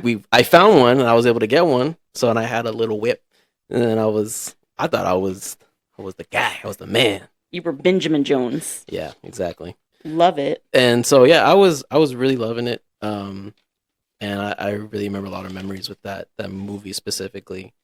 I mean, the whole all of it, you know, and yeah. I really enjoyed like Raiders of the Lost Ark. So yeah, I would say like my memories are the same as yours. As far as like with my dad, 'cause I think, you know, going back to like our very first pod ever that we recorded, I talked about how like my love of film kind of came from like my dad bringing movies home every week, and like we went to the movie theaters every weekend. And you know what's special, or what's unique, I should say, about Raiders of the Lost Ark is like this was filmed in 1981, so you and I were not even alive at that time. Nope. We weren't even zygotes at that time. So so we watched it like later, with our parents, because this was something that they watched when they were growing up. Right. And so I don't have the exact memory of when I first watched it, but I do know that when I did watch it, I was just kind of like, man, this movie is so fun. Mm-hmm. And like the music is very exciting. Like that's what I love about the power of music, is that it really leads to the story, even though it doesn't. If you watched it without the music, it would be a different movie. Oh yeah. And I don't say that lightly. No. You know what I mean? But John Williams, he's just so talented. Oh yeah. As a composer. He worked obviously a lot with Steven Spielberg and George Lucas. He made some iconic scores for them. I mean, he did the Star Wars music for George Lucas, and he did all of the Steven Spielberg, like Raiders of the Indiana Jones movies. Yeah. And who doesn't know, like, even if you haven't seen the movie, who doesn't know dun dun dun dun dun dun. You know what? Let me play it again, Source. Yeah. Come on, like that's just you just know. It's you just know that's what it is. So that's what I think is magical about this film, or this whole franchise to begin with. I agree. Now I rewatched this film last night so I could be freshly prepared for recording this episode. And one of the questions that is asked is like, does this film hold up 40 plus years later? Oh my God, yeah, because 1981. I don't feel like doing math, but yeah, that's 40 that was a plus minute years. Ago. Don't make me do math. Yeah. Math is hard. Math is very hard. But it's 40 some odd years ago. Yeah, it's been some And you know what? While I was watching it last night, not once did I think I'm watching a movie from the 80s. Yeah. It still felt relevant. Oh, yeah. I was still entertained by it. Of course, Harrison Ford looks a lot younger in the movie than he does now. So I knew that it was an older film. Yeah. But if this movie were to be released in theaters today, I think that it would have a new audience. I think that people would see the trailer and be I want to watch this adventure of this archaeologist, like, oh yeah, I mean, saving something. And also, I mean, knowing who Harrison Ford is now and then seeing him back then, I'm pretty sure it would definitely be like, oh yeah, we want to see that. Yeah. So get to see him with his whole chest all open and whipping stuff with his whip and whipping stuff with his whip. Yeah, man, he's whipping it. Whip it good. No, I really think, this movie does stand the test of time, because it's just a classic. I mean, how do you not, love this movie? And like the humor, the action, like the score, I mean, everything about it. It's just a well-rounded movie. Yeah. I mean, it's hard not to dislike this movie. Now, I have a question for you. Okay. Well, actually, this is a question for the both of us, but I want to know your thoughts before I say my thoughts. Because one of the questions that is asked is Harrison Ford more famous for Indiana Jones or Han Solo? Now, you being the huge Star Wars fan that you are, I'm real curious what your thoughts are on this, because I have my answer. Well, I think Indiana Jones put him on the map. Yeah. For sure.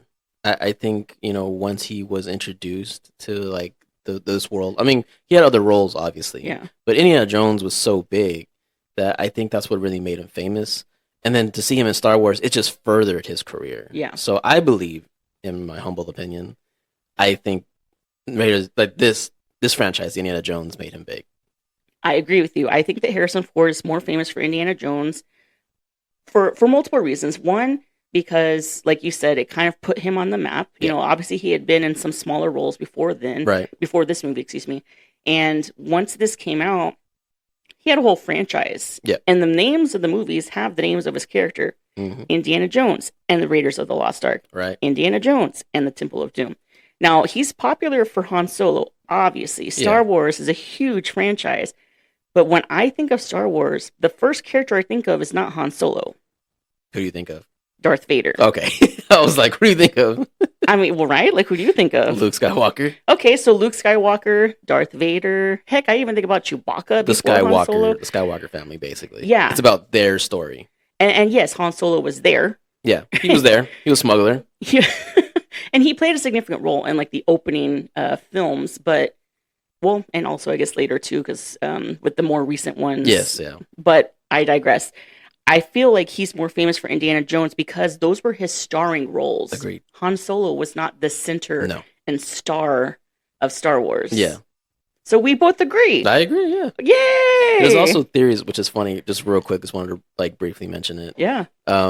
Where he's frozen in carbonite in Star Wars. Yeah. They say, like, his mind went to a place when, like, of making up stuff or, like, he was dreaming about, and it was Indiana Jones. What? that was the theory, apparently. That's an interesting fan theory. Yeah, it's just kind of like he was dreaming of himself in Indiana Jones' like story, which is very interesting. I don't know why, but I just thought that was hilarious to bring up.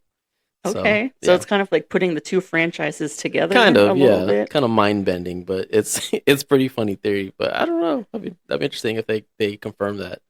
Yeah. But also, I just wanted to comment on Steven Spielberg and George Lucas' relationship. Yeah. They were a duo to be messed with back then. Yeah, they were like BFFs. Yeah, like I love them together. So anything they make together, I will watch. So you know what? I will say same. Yeah. I will say same because I feel like everything that they've come out with has been gold. Yeah. You know what I mean? Yeah. I don't think I've ever been disappointed by even Steven Spielberg's weaker films, which he has weaker films. He does. They're still entertaining. Exactly. Whether he was the director or the writer or producer, I mean, the man has done a lot. He has a long career, as does George Lucas. I mean, George Lucas can be sipping pina coladas and just chilling right now because he's so freaking rich. He's also a pioneer for the way visual effects are today. Yeah. Because, I mean, he wanted that to happen, but later in the story of Star Wars. But he didn't have the technology back then to do it. And which majority of them, some of their stuff, which we'll talk about more, there was a lot of practical effects they used in some of the movies. And one of them, Steven Spielberg, in this movie, specifically we're talking about, did some practical effects. Yeah, and what I love about, like, I'm glad that you brought them both up as a duo, is because the whole point, or the whole reason why this movie came into existence is because Steven Spielberg went up to George Lucas and was like, you know what, I feel like directing a James Bond movie. Yeah. And George Lucas was like, I have something better. And he gave him the script for Indiana Jones, which I think the name was actually Indiana Smith or something. It was definitely not Indiana Jones. It was Indiana something else. And Steven Spielberg, he liked the script. He changed the name to Indiana Jones, and here we are. I mean, I love it. They're just two bros being rich together and making the stuff they love. Right? Now, one of the more interesting questions on our little paper here is if they were to recast Indiana Jones with a contemporary actor, who would you pick and why? Okay. Now, I have my thoughts on this. I did look, because I was like, you know what? How old was Harrison Ford? Because I wanted to try to think of an actor, same-ish age. He was 38, believe it or not, when he filmed this movie. He looked good for a 38-year-old. He looks good for, yeah. I was a little surprised to see 38, because I was like, he definitely did not look, I mean, I knew he was, like, older, because he plays this, like, college professor. He definitely is not like in his 20s, but 38 was not something that I would have guessed. Not at all. So I actually have multiple answers for this question because I had someone younger in mind, but then I thought of someone around that age that's kind of a little more dark horse. Yeah. But my first thought, and this is a younger actor who's not 38, is Glenn Powell. Okay. I think Glenn Powell would be, I can see him wearing the fedora. I can see him with the whip and like wearing, I can see that. Right? And like jumping around. And you kind of think about like the Indiana Jones-esque characters that came after this, like Brendan Fraser with the Mummy. Right. That's kind of an Indiana Jones character. Yeah. And I can see Glenn Powell filling those shoes, albeit he's young. Yeah. So I also thought of an older actor, And maybe this is a little too old. Okay. That's why I said I have 3 choices, because I have a younger, an older, and someone who's around me. Okay. I got something completely different. Okay. But... Oh, I can't wait to hear yours. So my older option that I thought, which may be too old, but I don't know, Matthew McConaughey. Okay. Tell me you can't see him like... All right. Yeah. Dun, dun, dun, dun. All right. With the whip. You know what I mean? Because like he just, he's a cowboy. He can lasso a bull. That's a Texan thing. But I feel like that's maybe that's much more hard to believe. But other because ones, he's a little too old too. It's more of the. Well, I guess mine will be kind of out there, but I'm doing it for a different reason. Okay, I guess I can kind of see it. Okay, you know what? I'll save my dark horse. I want to hear yours before I tell you who my dark horse. Because I only have one I can think of. Yeah, and I'm basing this off of the voice. Oh, okay. Just plainly the voice, but also I could see maybe the stature, but he's kind of a skinnier body set. Troy Baker, he is the voice of Joel, as we know in The Last of Us. But he recently did, and I just found this out recently, he did the voice of Indiana Jones for the game. Because they made a game about Indiana Jones. And I did not believe it, but he sounded exactly like Harrison Ford. Really? And I mean, it's very, because he did a comparison, like side by side. Yeah. They even like tested some people that know his voice very well, and they're like, wow, like I didn't tell the difference at all. So the fact that that's a testament to like his acting skills, voice acting skills, that is. Yeah. I don't know how his acting skills are, because he has done mocap for the game, The Last of Us. I was going to ask if he's like an actor or just a voice actor. He is a voice actor, but I mean, obviously in The Last of Us game, he had to do some mocap, so he had to do a little bit of acting, movement and whatnot, but I don't know how that translates to, a scene in a movie. So I think he could do it. I think with enough training, he could probably pull it off. Just like going based off of the voice. Yeah. But he does have the smolder, of Indiana Jones, and like kind of the look if he really wanted to do it. Yeah. He could probably pull it off. That's a darker horse than I would have expected. Yeah. Now I feel like my dark horse isn't as dark. Okay, what's your dark horse? Okay, so my dark horse, and hear me out. I want you to remember that Ben Affleck was Batman and Heath Ledger was Joker, and people thought those were crazy. You're right. Oh, should we say Ben Affleck? No. I was like, no. Kim. No, I want to say, like, this is going to sound unconventional. Okay. But it's not too crazy, because I'm saying crazy has been done before and it actually worked out. That is true. My dark horse is Ryan Gosling. Ooh. I'm just saying, I can see him he just dark horse. Right, because he just did that movie about like stuntmen. Yes. And he looked really good doing all the stunts and stuff. So I can see him putting on the fedora, getting the whip, getting the Ark of the Covenant from, But it's just not too far from, I guess, that, because he has done Blade Runner. Yeah, he did Blade Runner with Harrison Ford, and that may have been what made me think of him in the first place. Yeah. Because I also was kind of thinking Chris Pratt. I mean, I can think of so many names. I can throw out so many names. But I felt like Ryan Gosling would be kind of like a dark horse. Like, people would probably be like, like when he was cast as Ken in the Barbie movie, people were like, what? Like, no, he did good. And then you watch the movie and you're like, wait a minute. Okay, he's Ken. Yeah. I feel like he would be one of those guys that, like, if they say, okay, we're doing a remake of Indiana Jones. Yeah. And we cast Ryan Gosling, people would probably be like, are you nuts? I think he could pull it off. I think so too. I agree with that. All right. I like that. Yeah. So it's not so dark horse as I thought. No, I mean, because he, like I said, he had to have the look, he had to have the attitude. You got to have some type of resemblance of Harrison Ford. Yeah. So to bring out Indiana Jones. But I think if they want it to be like a completely new franchise with 5 films, they should go with Glenn Powell, because he's younger. That's true. And like he would last a lot longer with the films. You know what I mean? Not to say that you can't have an aging action star, because I mean, look at Keanu Reeves with John Wick. That is true. They're about to make a 6th one. Yeah. And the man is, how old is he? He's like 60 or something years old? Yeah, man is. And he's still kicking butt. Yeah. So that was, I had fun answering that question. Okay. Yeah, I agree. So with that being said, how do you rank each film in the Indiana Jones franchise? Ooh. I have my ranking, and we're just talking about like the 5. We got Raiders of the Lost Ark. We have Temple of Doom, Last Crusade, Kingdom of the Crystal Skull, and Dial of Destiny. Ew. Should we do best to worst or worst to best? I'm already thinking of worst to best, in my opinion. Okay, so do you want to go first, or shall I go first? Oh, we can go one at a time, like number 5. Okay. Number 5. Okay, I have my number 5 written down, so I can't change it. So you know what? Let's have you say yours first. Okay. Mine is, I would have to say, the newer one. What's it called? The newest or the one with Shia LaBeouf? The one with Shia. Kingdom of the Crystal Skull? Yeah. That is my number 5 as well. Okay. I'm sorry. Sorry. The source is upset. Sorry, source. So, okay, Kingdom of the Crystal Skull, filmed in 2008. It has Shia LaBeouf. It completely... I don't have... I know. I don't have very many nice things to say about it. It was very weak. Because you know what? It even had, what's her face? Cate Blanchett. Mm-hmm. I was just like... There goes the point. Yeah. Yeah. It just, there was... I like the story. I mean, I'm going to say this for all of them. Like, I love the story. Yeah. The reasoning behind it, kind of dumb. Yeah. Okay, yes. So, like, with the Crystal Skull, I was like, okay, this is cool. I like this. What is it for? Aliens.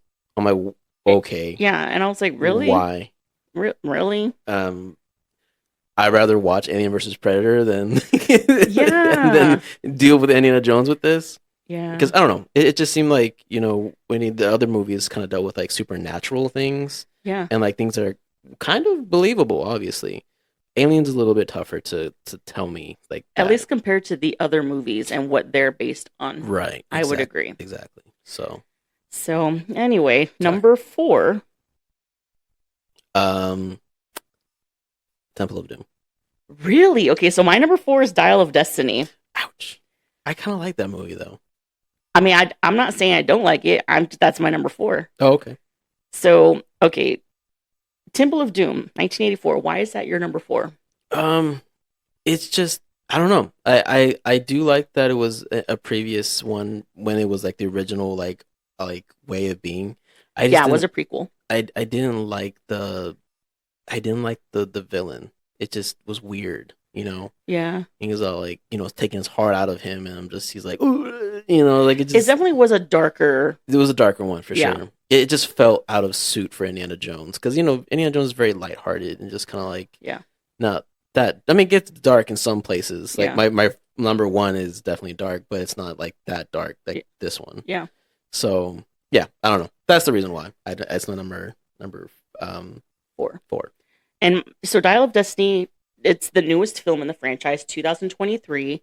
For you, for me, it's my number 4. I liked the movie. Did I love it? No. I liked it though, but it didn't have, for me, it just didn't have that same nostalgia. Yeah. As the I get that. Prior 3, and for me, that's why it's number 4. Okay. Like that's not a long explanation, but it's because I don't not like the movie. It just didn't have that same feel. Yes. Of nostalgia as the other 3. Yeah, I get that.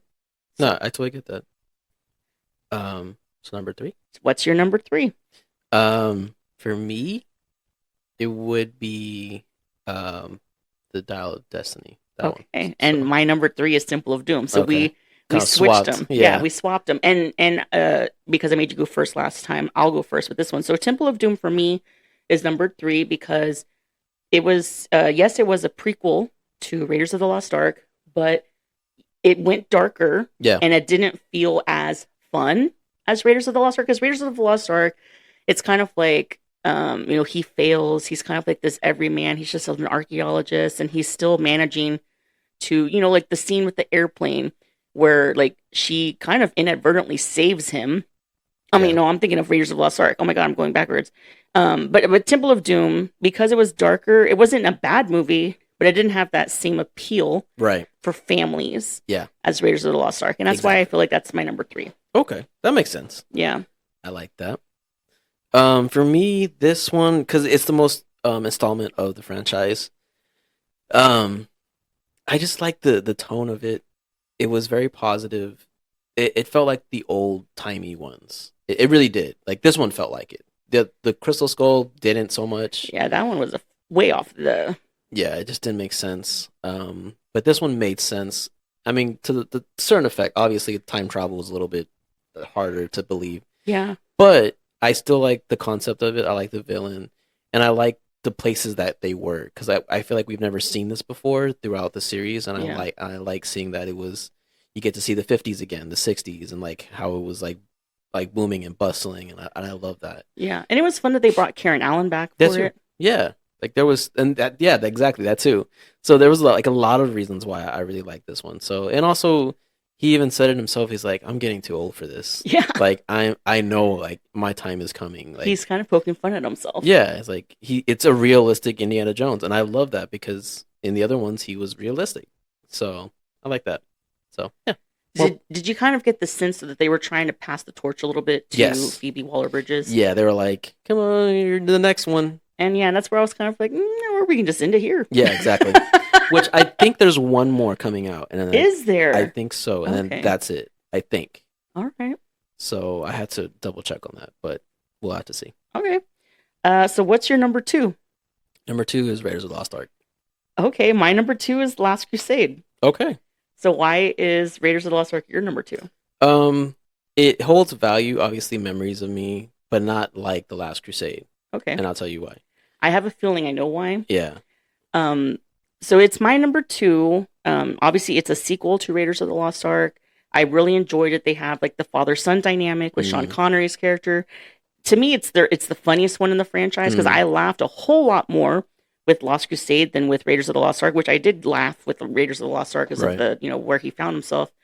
But I really liked the dynamic between him and his dad in this one. But I still, to me, it's number 2 because Raiders of the Lost Ark was just, I guess because it's the first one for me. So that's why, I guess I'll just segue to, that's why Raiders of the Lost Ark is my number 1 because that's the one that opened the franchise. It had, for me, it had all of the elements. You have him playing this everyman hero. He's not the conventional hero. He's not like Superman or Iron Man or whatever. He's a professor of archaeology. Yeah. And he kind of accidentally finds himself in these hero situations. Yes. And you have like the Karen Allen character who is kind of like, that they were once together and like, of course they end up together again. So hilarity ensues with, her kind of hating him because of how he treated her in the past or whatever. Yeah. But yeah, so that's why Lost Crusade is my number 2 and Raiders of the Lost Ark is my number 1. Gotcha. I mean, not Raiders of the Lost Ark. The Last Crusade, for me, is such a well-rounded movie in general. The story, because it tells it from like a young Indy. Yeah. And then going into like how he became Indiana Jones. Yeah. And then like how he even got his name, which was kind of funny how he got the name Indiana Jones. And then that's right, because his real name was like Henry something or other, right? Yeah, he's a junior. He's junior, but he got the name from the dog, Indiana. He names up Indiana. And then and to see Sean Connery again, it's just amazing, he such a great actor, and the story, like where it takes place, the overall, like where they were, the action, like just everything about it. And then to the very end where he just does it for his dad. Yeah. I'm just like, it like tears my heart apart because me and my dad share the memory of this. So, and it was supposed to be the final one because that's why it was called The Last Crusade. Yeah. And that was it. Sunset. They ride into the sunset. That's it. It's over. So in my head, this is like the last Indiana Jones, but obviously there's more. But regardless, that was my favorite of all of them. This is my holy grail. So our rankings are not too far off from each other, but I liked that our rankings are different because we have our reasons for choosing. Yeah, for sure. The order for it. Yeah. Yeah. But yeah, that's what it is. That's what I think it is. So another question here is the enduring power of Indiana Jones baked into the fact that he is often failing and in turn making him more vulnerable? Now for me, I put yes. I think that is part of his enduring power because I know I've said it a couple of times in the pod, because he plays this everyman hero. Yeah. So he's someone that the audience can relate to. Yeah, exactly. It's like, not to say that people can't relate to Captain America and, heroes like that. That's a different kind of relation. It's someone that you look up to. Indiana Jones, I feel like you can put yourself in his shoes. And I kind of put like other examples. It kind of reminded me of like Die Hard. He's just a police officer and he happens to find himself in a situation where Bruce Willis is kind of beating these other guys, just doing things that it's not like he planned to be there. It's not that he planned to save, that Christmas party. Exactly. Another example, which you may or may not agree with, Back to the Future, Marty McFly, he's an everyman hero because he's a high school student. He, hangs out with this weird scientist, Doc Brown, that if you think about it, what high school guy would hang out with this weirdo scientist? Oh, that's true. You know what I mean? Yeah. So he's kind of like this everyman hero that he didn't mean to find himself in these situations. Right. He just happens to be there. He happens to go to the future. Yeah. He happened to go to the past. He happened to have to make sure that his parents ended up back together. Yeah. And there's like a lot of examples like that where I feel like that's part of the appeal of those movies is that people can relate to it. So I feel that is part of Indiana Jones's, I guess like place in history is that he's just a college professor and he finds himself in these situations. He was passionate about his job. Very. Because he was like always saying he belongs in a museum. So, yeah. He's just like, he always stood for that. He's just like, it doesn't belong to anybody. It belongs to the people. He's not doing it for the treasure of it. No, he belongs it for historical reasons and to keep track of our history of humankind. Because it's kind of like, in Raiders of the Lost Ark, like whenever he gets that opportunity to do it, he immediately says, and then it's going back to the college, right? And the other guy's like, yeah, absolutely. He's like, all right, then it's worth it. Exactly. It's I'm there. Yeah. So that was his first thought instead of saying like, it's for me to get rich. Wow, like the Ark of the Covenant. This is a huge, prize for me to get. Exactly. No, it was more for historical reasons. Yeah. Yeah. No, and that's exactly why. Like he stood for something instead of just doing everything, because then you lose yourself. So he actually had morals and a reason to do everything the way he did, and he like you said, or I guess in the question it mentioned like how he became vulnerable. Yeah. I mean, he bled like anybody else. Yeah. He was tired. He got beat up. Like he still did it to the end of like his ability to do it, and he did it. And I think also like as far as like vulnerability, how he's like, I hate snakes. Oh like, yes. And I know you've said how things are like for men, and like men, they're not supposed to be afraid of anything. They're supposed to be brave and like we don't cry or talk about our feelings. And he's openly in the movie like, I hate snakes. Why are there snakes? Why did it have to be snakes? Like, I love that about him, that he's like... And we find that out in The Last Crusade. Why? Just saying, number one. You know what? I forgot about that. Yep, I'm telling you. Because now I'm like, what was the reason why? Because I haven't seen Last Crusade in a long time. So he was trying to get the guy that stole like this cross from like in New Mexico, and he was like on a Boy Scout trip, and he was jumping on like the train that was moving, and he fell in, and he ended up in snakes. He was like, oh, okay, whatever, no big deal. And then you thought he would be scared because like, oh, it's Indiana Jones, he's scared of snakes. Yeah. It's not until he fell into the one where it's like a water snake, and that thing is huge. Yeah. And he was like, I forgot. Yeah. How is he? That's a good snake sound. I know, right? I was trying to. It's actually more scary in the movie. Don't take my sound effects out of it. Oh no, I love it. Sounds just like a snake, right? I practice that every morning. Oh my gosh! So, and that's the reason why he's afraid of snakes, because of that big, huge water snake or whatever that thing was. I forgot about that. Yeah. Yep, that's the reason. Yeah, because I just am thinking about, because again, like since I watched it last night, it's fresh in my mind. Like when they're going down into that last tunnel where they actually find the Ark, and what's his face is like, why is the floor moving? And then they drop the torch down there, and he's like, snakes. Why is it always snakes? Yeah, poor dude. Oh man! And then when he like lands on his stomach and he's like staring at the snake, and the snake is just staring at him, and I'm just kind of like, looking at me. I was looking at him. Looking at me. I forgot about that. No, I was thinking of that. Dun dun dun dun dun. Run. Oh, yeah. Let's get it. The source. Yeah. Run. Yeah. That would be my reaction if I landed in a pit of snakes and a snake had their little like gills out or whatever they're called. Yeah, that's not an ordinary snake. That's I forget what they're called. They said the name in the movie, but I forgot. A black mamba? Is that what it is? Not a black mamba. No. I don't think Cobra. So. Maybe. Cobra. Because it had that thing on the back of its neck, like that design or whatever. Yeah, it's a cobra. Yeah, they have like gills, but they're not gills. That's like they're part of their head, or I don't know, I forget how it is. Yeah, they're scary. Those are scary. Yeah, I don't. You know what? I relate to Indiana Jones because I don't like snakes either. Yeah, I hate snakes. But you know what? There's a lot of things I don't like. Yeah, it's a cobra, a king cobra, I believe. King cobra. Oh my gosh! So I don't blame Indiana Jones at all for not liking that. I'm on his side. But do you have a favorite sequence or scene in Raiders of the Lost Ark? Definitely the one that we were arguing about off the pod. Oh my gosh. Okay, tell the story. Okay, so I was trying to explain to Kim, like, there's a scene with the angels and the guy's his face is melting. She's like, what are you talking about? I literally saw it last night. I was like, Kim, this is the one.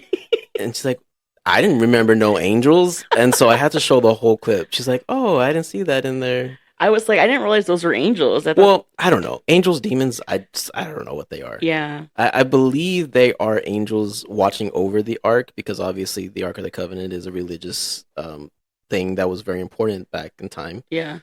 And so that's the reason why it's still like I guess guarded by the angels, and I'm assuming what came out of the Ark was angels. Yeah. I don't know. I mean, whatever it was not friendly, and it killed them. And the effect where the guy's face was melting was definitely one that stood out in my mind as a kid. So that's the reason why till this day I still remember that scene. Yeah. So that scene is my favorite sequence, but also terrifying. Because of the practical effects, right? Because you did mention at the beginning that you wanted to talk about the practical effects. Yeah, so that took a while. I remember seeing the behind the scenes, how that all came to be. I believe it was gelatin they used. Oh. And they melted it, and they like shot it in slow-mo and then rewinded it.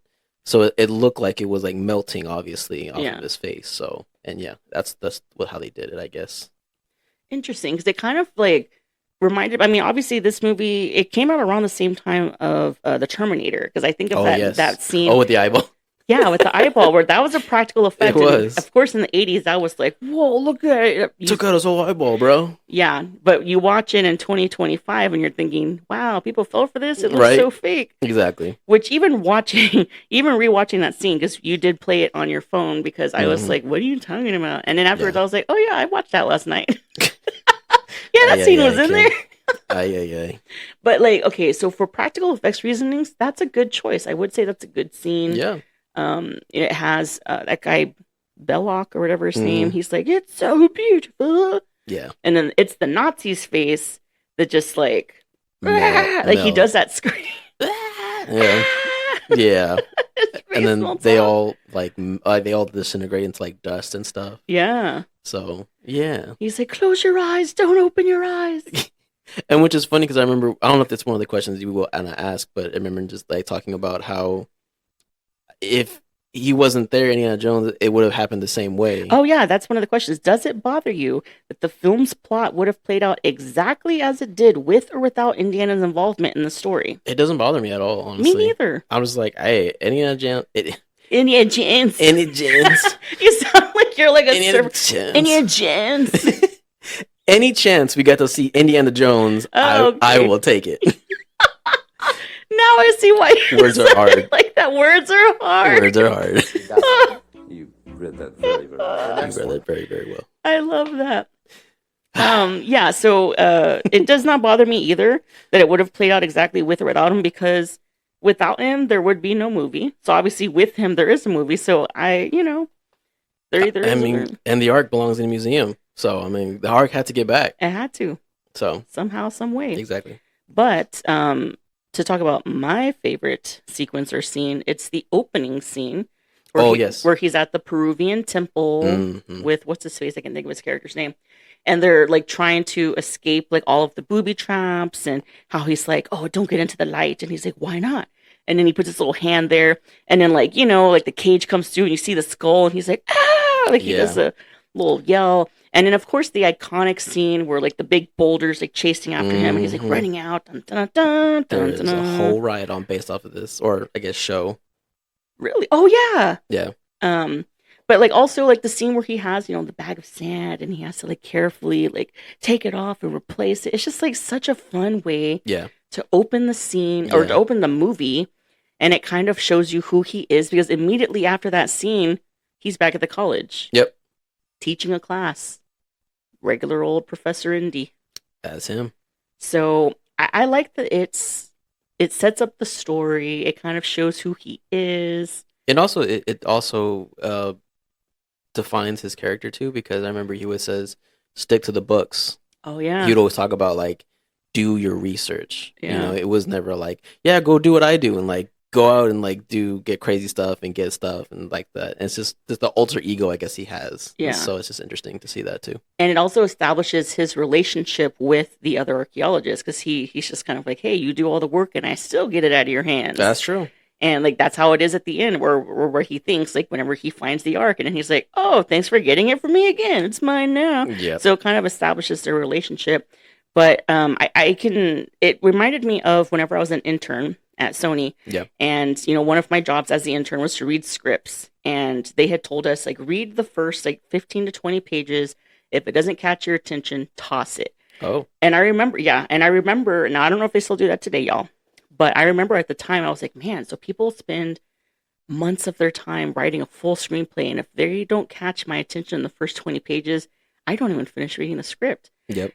I think about that in terms of like Indiana Jones. If I had read the first 20 pages and I'm reading this scene where he's at a Peruvian temple, he's finding the booby traps, I would keep reading. I would be like, okay, this deserves to go to the higher ups. Oh, yeah, for sure. You know what I mean? It's very interesting. Because there are some movies, I will say, there are some movies where I'm watching the movie and I'm like, how did this pass the 20-page test?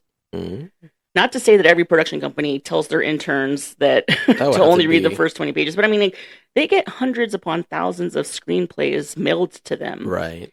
And, well, one, if it's not copyrighted, we toss it because you don't want to be accused of, you know, stealing their ideas or whatever. But how else are you going to read through that many screenplays? I mean, I guess that's why the professionals get paid to do all this. So I got paid in credits for school, but whatever, I was still there. Hey, it's all good. It's why you got the degree. So yeah, but yeah. So sometimes I do watch movies like that with that mindset of like, okay, if the first 20 minutes don't catch my attention, I think, who greenlit this? I mean, hearing your perspective is always refreshing. Yeah, because it's nice to hear, like, because your education comes in, and I'm like, oh, that's so interesting. Like, to hear like how you see certain scenes or 15 to 20 pages, like, I never really would have thought about that. Like, how what corporate does it, you know? So it's very interesting to hear. Yeah, and that's why I like looking at like character development, and like even like not only just with Raiders of the Lost Ark, but throughout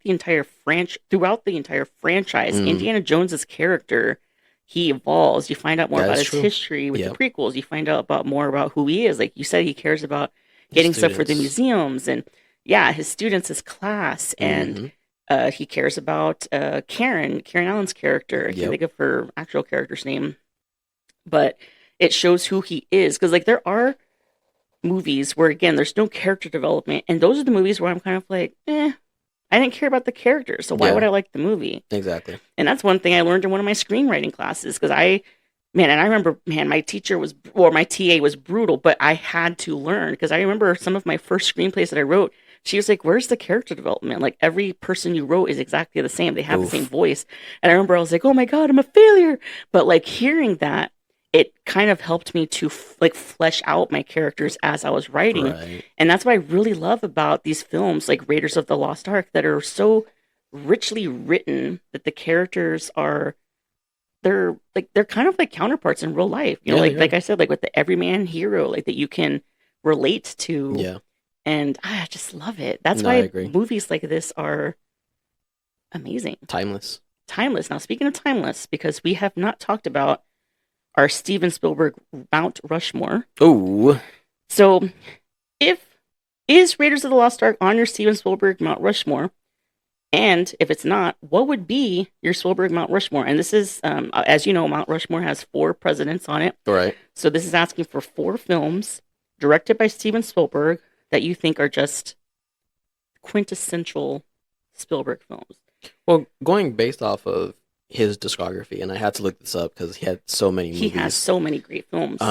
Like I go based off of like immediately what I see, and then what what I immediately go off of as far as my childhood. Yeah. But then I said this off the pod. I was like, I'm gonna have to do like what I saw growing up, and then what I see now as far as like what I've seen. So that's how I guess I'm gonna do it. Yeah, I have one film. I mean, not one film. I have one list. Oh, okay. I guess I have two. Yeah. So, so the four that was it 4 or 3? Yeah, 4. 4. Based off of what I see here, Jaws for sure. Indiana Jones: Last Crusade, Jurassic Park, and then Saving Private Ryan. I knew Saving Private Ryan would be on there because that's like your favorite war film. Has to be of all time. Has to be. So these 4 are your childhood. It kind of like my the last one, not my childhood, obviously. Because I'm like, I mean, I'm not gonna see that obviously when I'm a kid, but obviously now I'm older. Saving Private Ryan is definitely that. But moving forward, as far as like now what I've seen, I would have to say Catch Me If You Can. Was it Terminal? Yeah, Terminal. War of the Worlds, and then the most recent, I really loved Ready Player One. Interesting. So, yeah, kind of more of a modernized kind of Steven Spielberg. I know people didn't really like the Ready Player One, but I thought Ready Player One was great. Oh, okay, cool. Some people didn't like it. Yeah. I liked it. I liked it a lot. Yeah. Only because it's just like it's very interesting to hear, or not hear, but see like all the different like video games come together. I'm a big gamer, obviously. Yeah. So I love seeing all of that in one movie. So that was cool to see. So the first list, just to be clear, your first list was like your childhood Spielberg list, and your second list was like your adult. I guess more of I guess I could say that more of adult. Yeah. All right. It's hard to mix both because there's so many good ones. Yeah. So I like that you made 2 lists though, because I did have to narrow it down, and I will say what my honorable mentions are because man, there were some more that I wanted to include. Okay. Well then, I guess based off of what you just said, then the last 4 are my like honorable mentions then. Oh, okay. Rather than because the main ones that I remember and like they still stand the test of time today are those 4 that I mentioned first. Yeah. So that's what I would say. And that was Jaws, Saving Private Ryan, Last Crusade, and Jurassic Park? Yes. Okay. Very similar to my list, I should say. Okay. So my Steven Spielberg Mount Rushmore, 4 greatest films in Kim's opinion. Number 1 is Jaws. Yep. I've said it before. We've said it in a previous pod. Yep. Jaws is one of my favorite movies ever. I love that it's Steven Spielberg's like first really huge, film. Yeah. First summer blockbuster. Yep. It's so entertaining, and I love how he had so many difficulties with it, and he made it work. Oh yeah. Like with the shark not really making an appearance as much because the shark was like not functioning correctly. Mm-hmm. The movie would have been so different if he had more of the shark in the movie, and I think it worked. I agree that he was very hidden. Yes. So I think it was to his advantage. Yeah, I agree that the shark didn't work very well. Yeah. So that for that reason, Jaws is number 1. Number 2, Jurassic Park, because how do you not have Jurassic Park on a list of Steven Spielberg great films? One, it's just I know it's based on a novel. Michael Crichton, he wrote it, whatever. The story is fantastic, but beyond that, the directing obviously is amazing. Right. The John Williams score. Mm-hmm. When you think of Jurassic Park, you think of the theme song. Like we said it with Raiders of the Lost Ark. You think of dun dun dun dun dun dun. And if the source can pull up, if you're able to pull up the Jurassic Park, you just forgot it. I was like, is she about to hum it right now? Well, I if she's able to play, I would rather. Ooh, is this it? I don't think so. Maybe it's the opening to it. Maybe. There you go. Yeah, there you go. Yeah. Da-na-na-na. Come on. Yeah, that's true. You have the iconic John Williams score. It's just Steven Spielberg quintessential Jurassic Park. You have amazing characters, fleshed out, well written. It's a whole franchise on its own. So for that reason, Jurassic Park, number 2. And it's still going. It is. You're right. Because now you have Jurassic World and you have brand new characters. Chris Pratt and what's her name? I can't think of her name. Oh, dear Lord. I'll die. I just forgot her name too. I see her, but I don't. Right, I see her. Oh, Bryce Dallas Howard. There we go. I knew if I thought long and hard enough. So my third is Catch Me If You Can, because Yes. it's just, one, it's based on a true story. Yes. Which I think is just fantastic to think that this actually happened in real life. True. And then secondly, you have, let's just say it, Leonardo DiCaprio. I know he's won his Oscar for The Revenant. He should have gotten it for Catch Me If You Can. Yeah. He played this character from a teenager through old man, through being, I forget how old he was at the end. Yeah. And he just did such a good job. And if there's any movie that he was robbed of the Best Actor Oscar, it's Catch Me If You Can. I agree. Yeah, it's definitely one that. And then, of course, Tom Hanks. I mean, like, Tom Hanks, the man is not in a bad movie. No. And quite frankly, every Steven Spielberg movie he's good in. Oh, yeah. You know what I mean? Because, like, I already forgot what your list was. He was in, Saving Private Ryan. He was in Saving Private Ryan. Yep. So, obviously, he has a great relationship with Spielberg. And he's just, he's Tom Hanks. And last, which, it could be seen as, like, a sentimental pick because, like, the movie is just very historical, but it's Schindler's List. Oh, okay. It's very personal to Spielberg, as a Jew. Yeah. He has a close, relation to the Holocaust and, like, the devastation that caused to Jewish people. Right. And I think, having this movie about this character, or like I shouldn't even say character, because Schindler's a real man who actually saved so many people. Yes. And there are people to this day that wouldn't be alive if he hadn't have done what he did. True. But like just the fact that the movie, when it was made, it was seen as a risk. Black and white movie in the 90s? What? Yeah. About the Holocaust? What are you talking about? Like, it kind of defeated all of the odds. It did. You know what I mean? It did. Because it was a huge risk, and Spielberg was like, no, this is what I'm going to make. Yeah. And what are you going to do about it? Exactly. You know what I mean? Because I'm Steven Spielberg. I'm Steven effing Spielberg, and I do what I want. Exactly. So, that is my Mount Rushmore. Okay. I like that. Do you want to know what almost made the list? What almost made the list? I'm curious. So, this is just purely for nostalgia. I almost put Hook. And not because it's his best film. Hook is a good one, though. Not because it's his best film, because there's better films, but because of films. My childhood nostalgia. Yes. How do you not put Hook up there? Yeah, I know. And you got Robin Williams in there.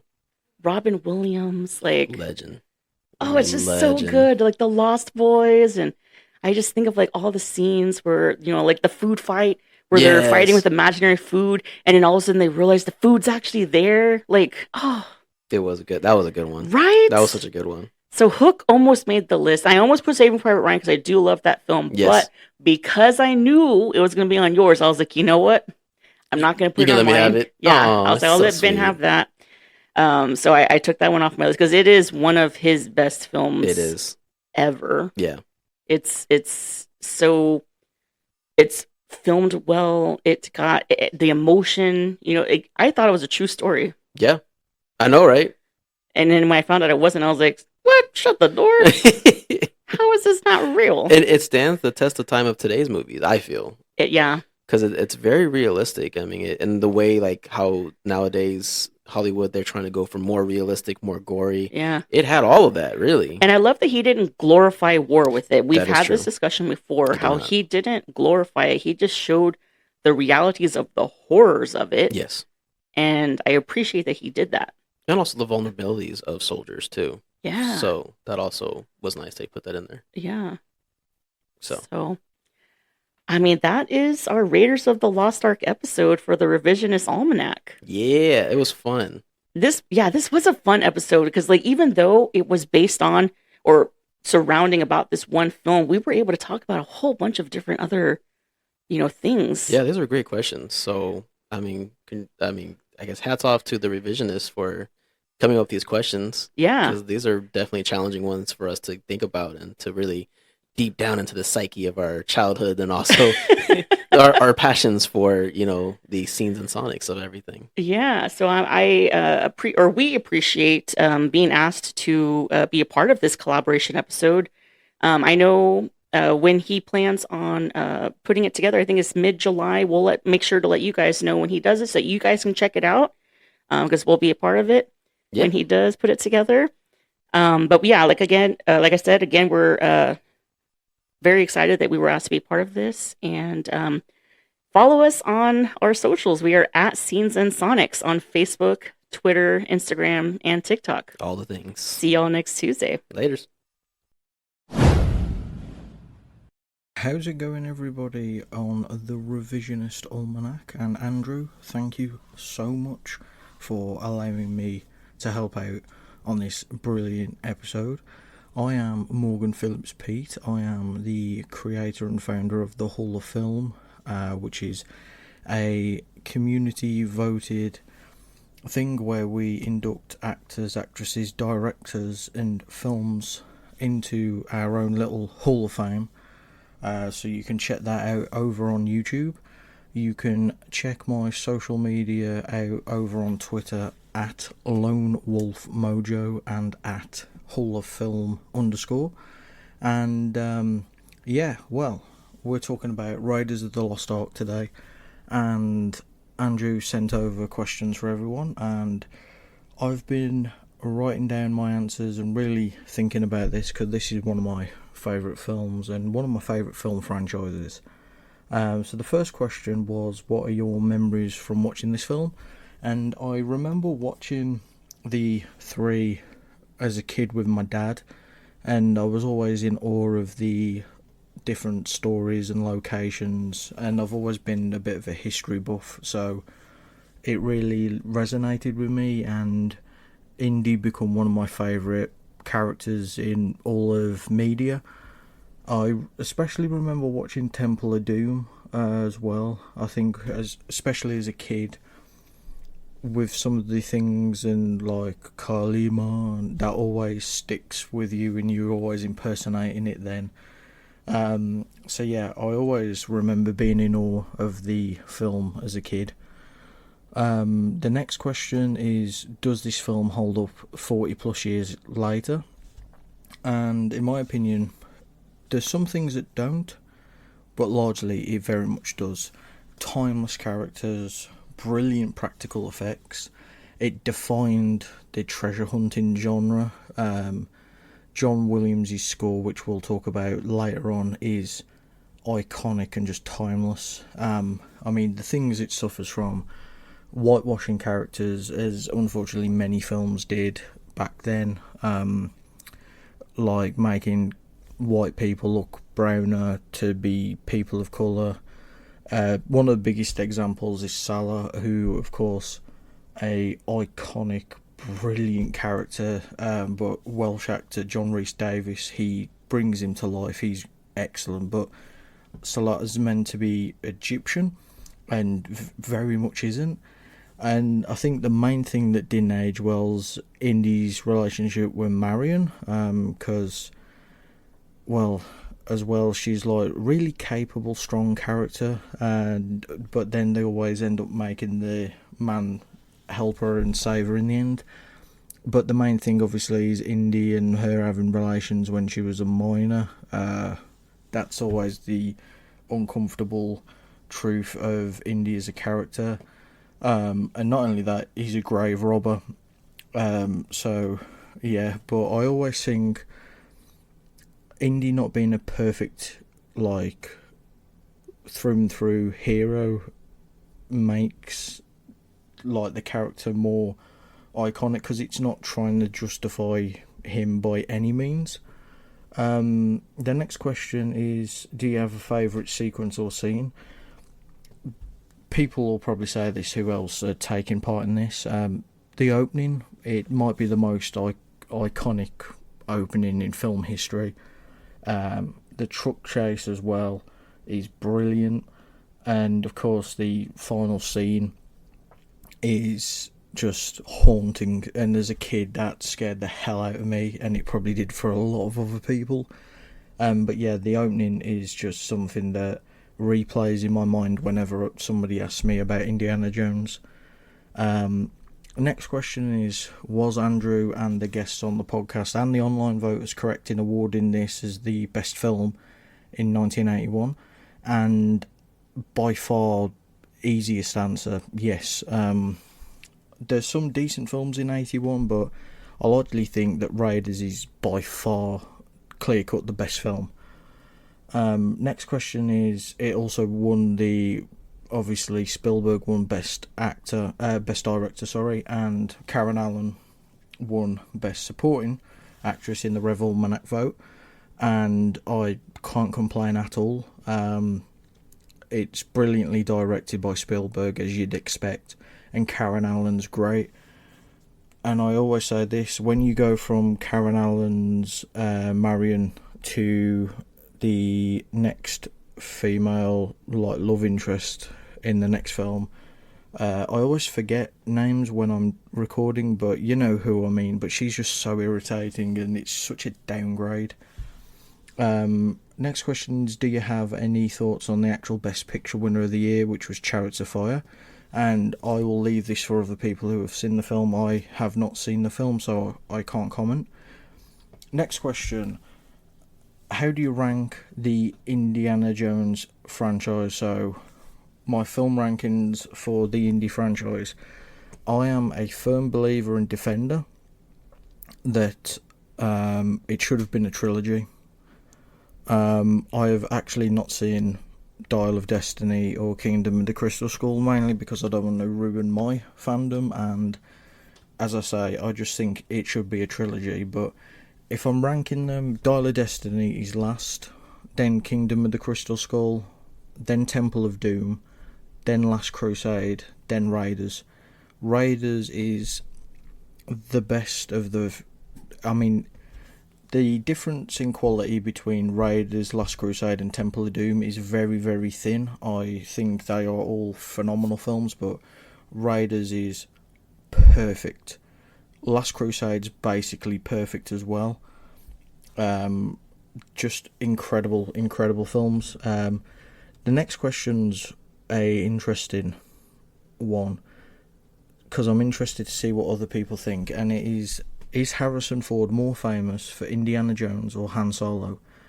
I definitely think it's Han Solo, because that's what made him a major player in Hollywood. And I think his role as Indiana only cemented him as an A-list action star. So I definitely think it's Han, but my personal favourite character of Harrison's is Indy. Next question is the hardest. If Indiana Jones was recast today with a contemporary actor, who would you pick and why? This isn't like James Bond, where you can see other actors playing the role. Harrison Ford, like Han Solo, made this character literally only he's able to play it, in my mind. So I was looking online. Some people said Chris Pratt, which I think would be god-awful. And Bradley Cooper, who I think as his career's progressed, he's become a worse actor. He does look like he could fit the part, but I just don't think that's a good fit. So the names I come up with were Sebastian Stan. I could kind of see him in that role. Pedro Pascal, I mean, I feel like he always gets mentioned in anything in Hollywood now, but I definitely could see him fitting that. Obviously, if he hadn't sadly passed, River Phoenix would have ended up being a perfect choice, because obviously he played young Indy in flashbacks. I could see Ryan Gosling maybe as well, but I do think one person who could really do a good job is John Brenthal, because I think he can be very vulnerable, like you need to when playing Indy. He can be quite funny as well, and obviously he's a great action guy. The next question, as well as a hard one, it is Raiders of the Lost Ark on your Mount Rushmore of Steven Spielberg films? And what would be your Mount Rushmore? And yes, Raiders is. My Mount Rushmore for Spielberg films is Raiders of the Lost Ark, Jaws, Jurassic Park, and Schindler's List. Probably would have Schindler's List first. I think that's incredible film. The next question, alluding to what I did earlier, how important is the John Williams music score to the story and character? And it is as pivotal as everything else in the story. It matches the emotions, the themes, the tone of the movie. It's perfect. It's one of the best film scores, in my opinion. John Williams is a genius, as we all know, and he makes Indiana Jones with his score. It is perfect. The next two questions were again quite easy to answer. Does it bother you that the film's plot would have played out exactly as it did, with or without Indy's involvement? And it doesn't bother me. I do think that Indy's very much our vessel into the story. That's how we see the story, through him. And we just get the added bonus on top of it of great characters and depth. And that's how you get to see the story play out. And then finally, the last question is the enduring power of Indiana Jones baked into the fact he's often failing and in turn making him vulnerable? And I 100% agree with that. Because as I said, he's not a true hero. Like, he's a morally grey person with a lot of faults. And I do think it's really refreshing that you've got a character and a quote-unquote hero that is very, very human and fails a lot and makes a lot of mistakes. And I only think that makes the character more interesting and more relatable.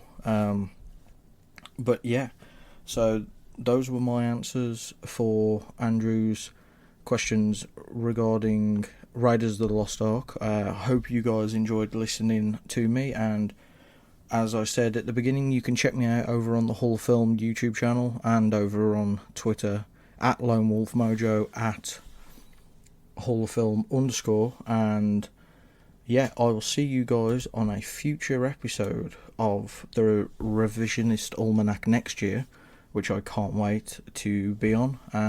Yeah, thank you, Andrew, for having me, and goodbye, everyone. Hi, my name's Tyler, and you can find me on Instagram at VANMOVIENERD. Okay, so I have very fond memories of pretty much all the Indiana Jones movies. One of the first movies I ever remember watching as a kid was Indiana Jones and the Last Crusade. Yes, obviously, we're talking about Raiders in this podcast, but I can't not talk about Last Crusade because that had such a profound effect on me just growing up. And then obviously, because I watched Last Crusade, I wanted to watch all the rest of the Indiana Jones movies. So my dad actually bought the trilogy set on VHS. That's right, VHS. And so I watched them all. It wasn't until basically high school that I really appreciated Raiders. I still love the original trilogy, of course, but in high school is when I really kind of went, okay, Raiders is probably my favorite one. Just Indy as a franchise pretty much speaks to my heart. It kind of got me into movies and kind of just really spoke something into me as a kid. Literally, every time I would go to Disneyland or Universal Studios, I'm dressed up as Indy in various forms. Sometimes it would just be the fedora. Sometimes it would be the fedora and a little leather jacket that I used to have. Whenever I got like the knapsack and I would remember to take it with me, it would be the whole ensemble of fedora, jacket, satchel. Sometimes my parents would be like, a little too much because it's too hot for that. But I didn't care. I wanted to wear the stuff. I wanted to be Indy so bad. That would be my costume for Halloween a lot. But Indy has just had such a profound effect on me personally. You know, it's something I always put on every year. I have to watch all of them at least once, if not 15 times a year. Raiders itself is actually my favorite movie of all time, and it kind of got me interested just in a love for movies, and it kind of stirred my imagination a lot. It was something that I could connect to with my dad. I probably used and abused those VHSs. And after that, I would get myself the physical media. When it came out on DVD, I definitely had to get the DVDs. When it was the new edition of a DVD with different special features, I had to get it. Then it came out on Blu-ray. I had to switch out and get the Blu-ray. Now it's out on 4K. I calmed down a little bit, so I still keep the Blu-rays, but the digital copies are on 4K because, come on, Andy has just had a very profound effect on me. My favorite scene, or even just kind of series of sequences, I'm going to be that guy and say there's a tie between two. It has to be between the airplane fight scene and going after the Ark on the truck. Man, I love the fight scenes between Harrison and Pat Roach. I don't know why, but they're just so freaking cool and so exciting. I know there's only technically, well, there's 2 in Raiders and then the one in Temple of Doom. But, there's supposed to be a third one in Last Crusade, and it was something very much missing in Dial of Destiny. But that's a totally different topic. We're not going to go there. But that scene, there's so much tension going on. So you've got the gasoline. You've got Marion being sucked in the freaking plane. You got actual fight between Indy and a bigger guy, and he has to try and fight him off and use his wits about him because pure strength isn't going to hold up. And then on top of all that, you got the airplane going around in a freaking circle with propellers going. And so there's just so much tension in that scene. It's so simple and yet so elegant and so complex. And it's a freaking fight sequence. That's just not something that's easily replicated, to have so many moving parts that are all cohesive and make sense, and it's just so thrilling, and it's just so freaking cool. And then it just leads into the next best sequence, is the truck scene. Holy crap. I have watched the special features, and I see how they did it, and I'm still like, how the heck did they do it? It's just so freaking cool. And then you get to see Indy's flaws and see how he has to adapt, and you actually see him get hurt, and you feel it, and you go, oh my gosh, I don't want him to die. It's insane. So there's so many emotional stakes for the audience. Meanwhile, there's so many external stakes for Indy in these just 2 sequences that are insane and so exciting to watch. I wish I could say I have one that kind of even takes the edge over the other. I don't. Sorry to be that guy, but I love those 2 scenes so much. Was this the right decision to rename Raiders of the Lost Ark as Best Picture winner of 1981? I'm actually going to lead this into the next question, which is, what are my thoughts about Chariots of Fire? Okay, so I was kind of petty. Because Raiders is my favorite movie and it lost to Chariots of Fire, I was like, no, I'm never going to watch Chariots of Fire because it beat out Raiders and that's stupid. I don't even care. I'm not even going to watch it because that's just dumb. That's just dumb. I don't care. I don't get it. I'm a little petty and a little biased. Sorry. However, I stopped being petty and I did actually get around to watching Chariots of Fire. And yes, it is inspirational and it's cool that it's based off of true events and everything like that. And obviously it gave us a classic theme.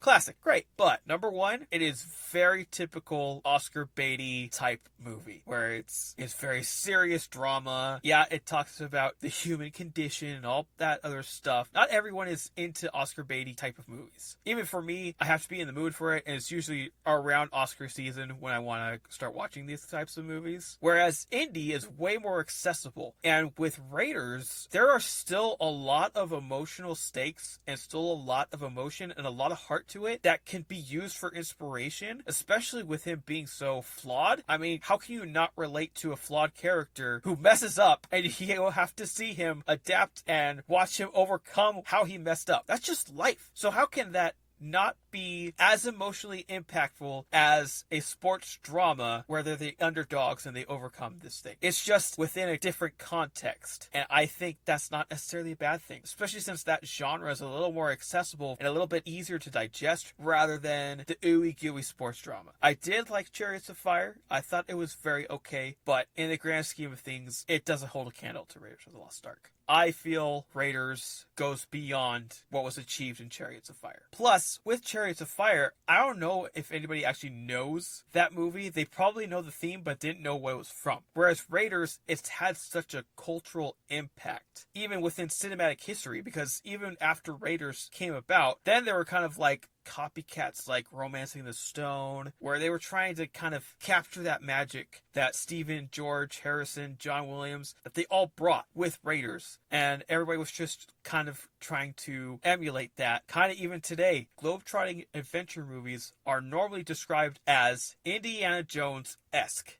Just even that tells you the cultural impact and how effective this cinematic history. Whereas Chariots of Fire, I don't know anybody who can draw that out of the hat. How do I rank the Indy franchise? That's hard because I haven't watched Dial of Destiny as much as I would have liked. But at the moment, my ranking for the Indiana Jones franchise would be Raiders of the Lost Ark, then Last Crusade, followed by Temple of Doom. And this is where it gets a little dicey, maybe because of recency bias. It goes Dial of Destiny, then Kingdom of the Crystal Skull. Is Harrison more known as Indy or Han Solo? That's the fun question. I will throw this little tidbit out there. I mean, there was an award show where Harrison said that damn music follows me everywhere when the Raiders March played. Just saying. Just saying. My Spielberg Mount Rushmore. Of course Raiders is going to make the list. Of course it's going to be on the monument. What would be the Mount Rushmore? That's kind of tricky because for me it would probably be 3 of them would already be Indiana Jones. It would be Raiders, Temple, Crusade. But I want to be fair. My Spielberg Mount Rushmore would have to be Raiders of the Lost Ark, E.T., Jurassic Park, and Jaws. Yes, they're all blockbusters, but dang does he do good blockbusters with a lot of heart. And that's something I definitely appreciate.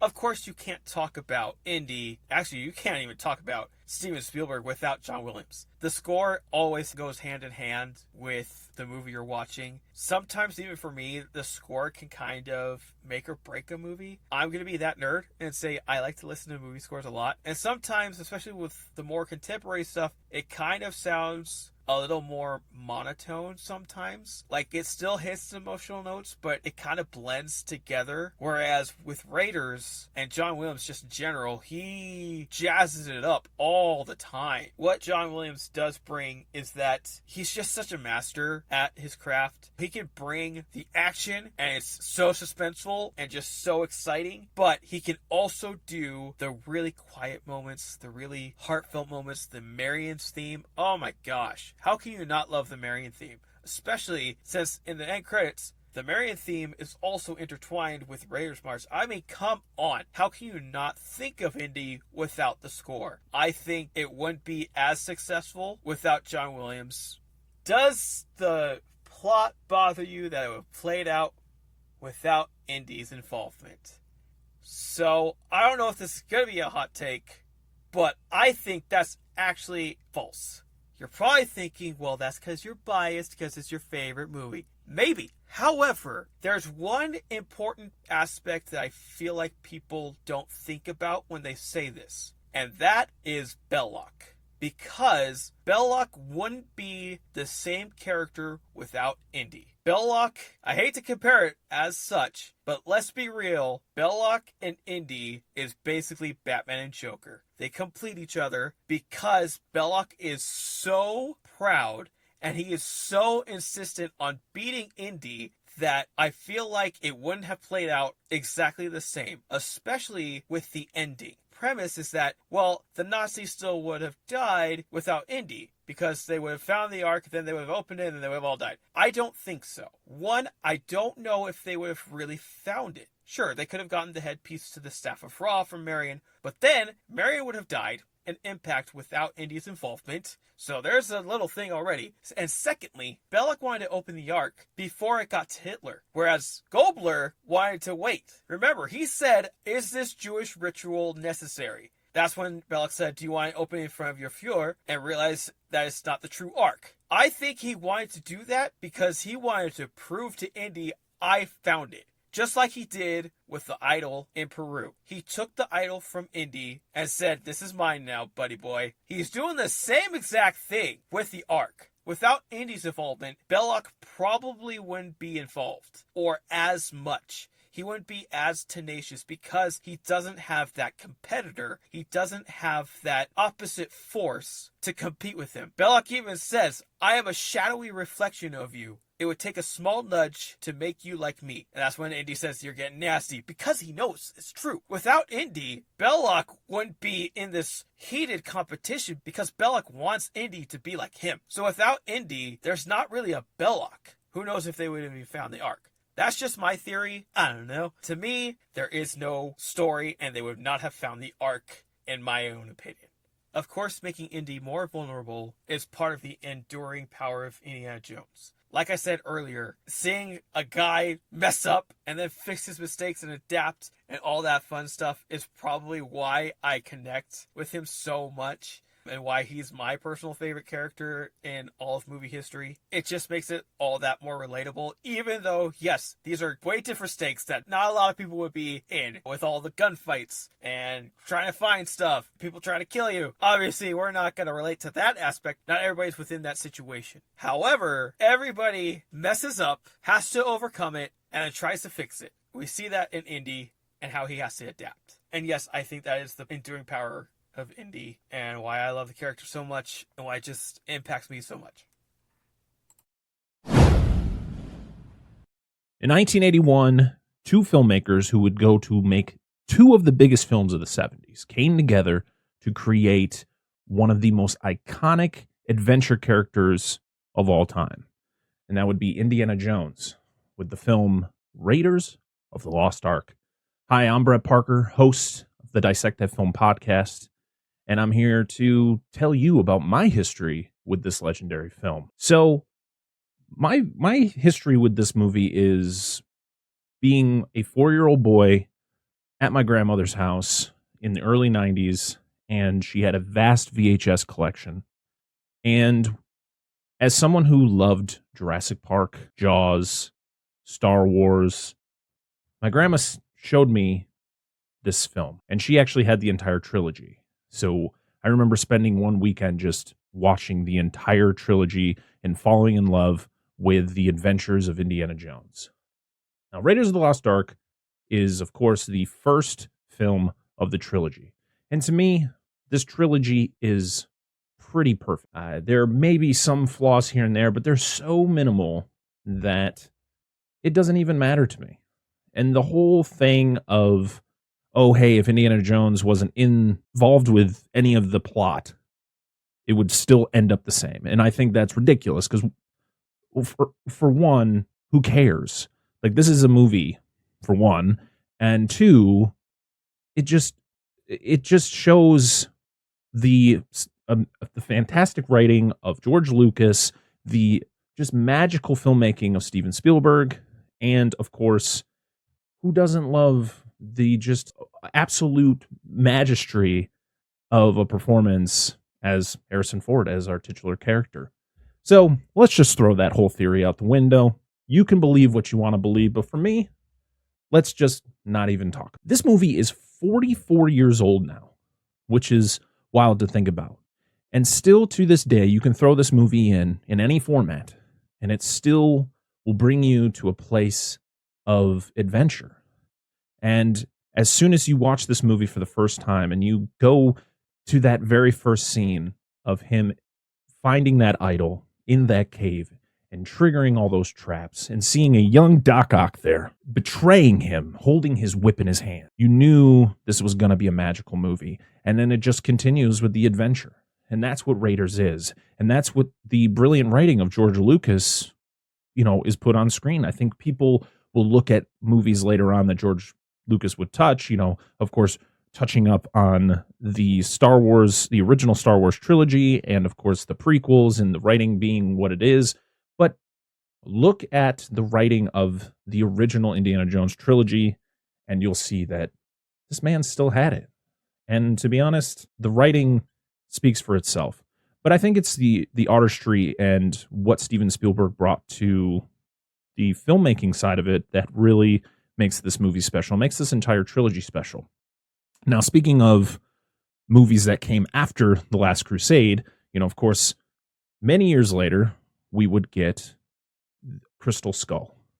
Now, as someone who's seen Crystal Skull, and it was my first experience seeing an Indiana Jones movie on the big screen, so it was always so exciting to get to see Harrison Ford back in the role, on another adventure, and I got to see it. I got to feel what people got to feel in 1981 when they saw Raiders for the first time, but in a different medium, Unfortunately, it didn't hit like the original trilogy, and we got what we got with Crystal Skull. Now, the thing is that movie has some really fun parts, especially in the beginning. It really feels like we're back with Indiana Jones. We're back doing a classic adventure, but there's some elements of the movie just fall not just flat, but they bury themselves under the dirt. The nuke the fridge scene, of course, is a big source of contention when it comes to this movie, and also that ridiculous CGI chase in the jungles of the Amazon or wherever the heck they were at that time. So that movie just completely fails. And then, of course, with the final entry in the series, it was just unnecessary. So that's kind of how I'll leave it. Now, when we talk about, and most Steven Spielberg movies, or even George Lucas, there's always a name that you have to talk about. And that is the legendary John Williams, the composer, the man who came up with the iconic Indiana Jones theme, the iconic everything you could think about when it comes to Star Wars, the iconic theme in Jaws. When you think of iconic themes in cinema history, John Williams is most likely behind the majority of them. And without this iconic theme for Indiana Jones, I don't think Indiana Jones hits the same way. Because when you hear that music, you get goosebumps, your hair stands up, and you are just ready for whatever is in store. And it's the same for whatever he touched. You know, you think of Jurassic Park, Jaws, Star Wars, the themes are really what capture you along with what you're seeing on the screen. So without John Williams, you don't get this iconic franchise kind of being talked about, I think, in the same way, because I don't think another composer is coming in and doing what John Williams could do. So, you know, that's just how it is. But I remember being 4 years old and watching this for the first time and just being captivated. And it didn't just make me fall in love with Indiana Jones, but it made me fall in love with Steven Spielberg, because as I got older, I realized that he was the man behind all of these iconic films that I fell in love with. Jaws is my favorite movie of all time. Steven Spielberg was a 26-year-old kid, if you want to think about it, who made this iconic film, and it became the biggest blockbuster of the time. George Lucas would do the same 2 years later when he wrote and created Star Wars, now A New Hope, and to have them collaborate and bring us Raiders of the Lost Ark and whatever came after, it's just magic. And all these years later, almost 30 years later, I can still watch these movies in the same awe that I did when I was 4 years old. Now, I don't really have a lot of thoughts on the Best Picture winner of that year, 1981, was Chariots of Fire. I've actually never seen the movie, so I really don't have any, opinion other than the fact that I think the thing is like, this did well to the point we got sequels, but I think Indiana Jones isn't an icon yet until Temple of Doom, and then of course when it rounds out with The Last Crusade. So maybe if there was some sort of history behind this, it would have been a little bit different. But, I think with the names included, having Spielberg and Lucas behind this movie, I think it definitely should have had more contention of being the Best Picture winner. But I could also see why Chariots of Fire may have won based on the source material and just what it was, the story it was telling. I think adventure films just weren't getting that type of recognition at the time, as horror doesn't get that type of recognition now. Ranking of this franchise is funny to me because to me, this trilogy is almost perfect. I have always told people that The Last Crusade is my favorite of the trilogy, and I can still say that to be the case, but this franchise is so close in ranking. Like they're all number ones to me, but if I were to rank I'm going to say the trilogy, because I don't want to say ignore the other two. Like if you enjoy, Crystal Skull, and I can't remember the final movie because it's a very forgettable movie, I would say Last Crusade, Raiders, and Temple. But I just want to say Temple is still fantastic and it still holds up all these years later as well. So as I stated, this is a near perfect trilogy, and I'll just keep it at that. When it comes to a favorite sequence, there are a lot in this movie. But I think the most iconic one, other than the intro to the movie, is the chase scene where Indy is trying to find Marion, and he can't, and he faces off with the swordsman, and instead of fighting him sword to sword, he pulls out his gun, and he shoots the guy. And I think what makes that scene so special is the behind-the-scenes fact where Harrison Ford was suffering from food poisoning, was not feeling great, and instead of going through a rigorous day of doing sword training and sword fights, he just said, why don't I just pull a gun out and shoot the guy? Just end it there. And so that's what we got. And I think it makes the scene more iconic. I think when you look at things, this franchise is just, it's a roller coaster because you have such iconic films that came from the 80s. And then for them to bring the character back into kind of a weird modern eye, even though they still take place in the 40s and 50s, it was just weird. It's always good to see Harrison Ford back in the role, even if the movies really didn't hit the notes that we wanted them to. But he has clearly shown that he loves this franchise. He loves this character. You know, when he talks about his favorite characters to play, Indiana Jones is near and dear to his heart, you know, which is weird because Han Solo was a character he just never really fell in love with as much as Indiana Jones. So it's a wild thing. But I think overall, this movie, 44 years later, still holds up. It is still a movie that I will always recommend to people. And there are a lot of people that I run into that still have never seen this movie. And as much as I don't like to hold that on people, I would always say, at least watch it once. Let me know. At least watch the trilogy, because this trilogy is so much fun. It holds up in every medium. I own this movie 4 different ways. And when anyone says Indiana Jones and Raiders of the Lost Ark, make sure to correct him. This movie is always going to be called Raiders of the Lost Ark because Indiana Jones wasn't a staple. No one knew who he was. So why would they throw the name on there? But with the sequels having his name put in, it makes more sense. But this will always be Raiders of the Lost Ark. And that is my history and legacy for Indiana Jones and Raiders of the Lost Ark, which is a fantastic movie. I don't think anyone else could have been Indiana Jones. I think looking at who they had in the works, I just don't see anybody having that charisma and having the power that Harrison Ford had on screen. So I'm not going to answer that question. I think this is perfect casting. And I guess the final thing I'll talk about would be my Mount Rushmore of Steven Spielberg movies. As I stated before, Jaws is my favorite. It's my number one. It's my number one in everything. Jurassic Park is my number 2 in everything.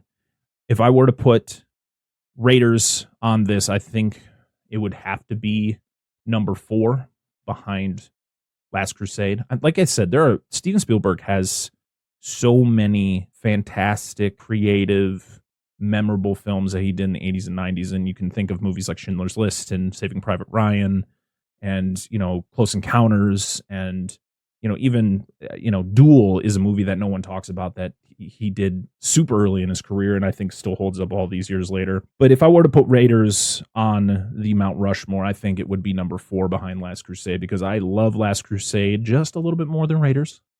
And you can say what you want, but Jaws and Jurassic Park are always 1 and 2 on that board. And so, yeah, I think it needs to be included because it is a movie I've seen probably more times than most Spielberg movies, excluding Jaws and Jurassic Park. I've probably seen Last Crusade and Raiders about around the same time because I usually will watch this entire trilogy together. Like you can't just sit down and watch, Raiders. You have to then go, okay, I'm going to go watch Temple. Even though it's a prequel, you still got to watch it.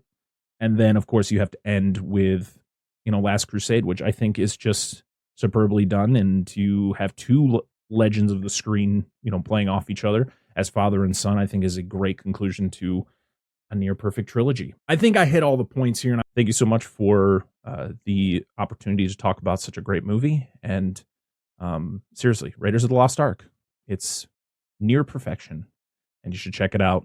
And make sure to check us out, Dissect That Film, wherever you listen to podcasts.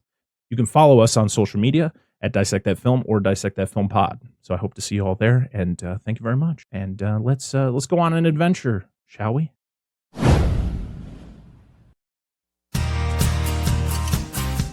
Hi, I'm Frankie. And I'm Scott. And we are Shoot the Flick. We are a married couple that likes to shoot the about movies. Whether they're old or new. Action-packed or full of romance. Beloved classics or putrid dumpster fires, we got them all. Every week, we introduce each other to a new flick. We always give our brutally honest opinion. And we never go to bed angry. So follow us now on Instagram and Twitter at @ShootTheFlick. And join us every Wednesday on iTunes, Spotify, iHeartRadio, and more to hear this old married couple shoot the flick. Wait, did you just call me old? No, I didn't mean it like that. Excuse me, sir. I don't know who you think you're talking to. It's just movies. We just talk movies. Excuse me, sir.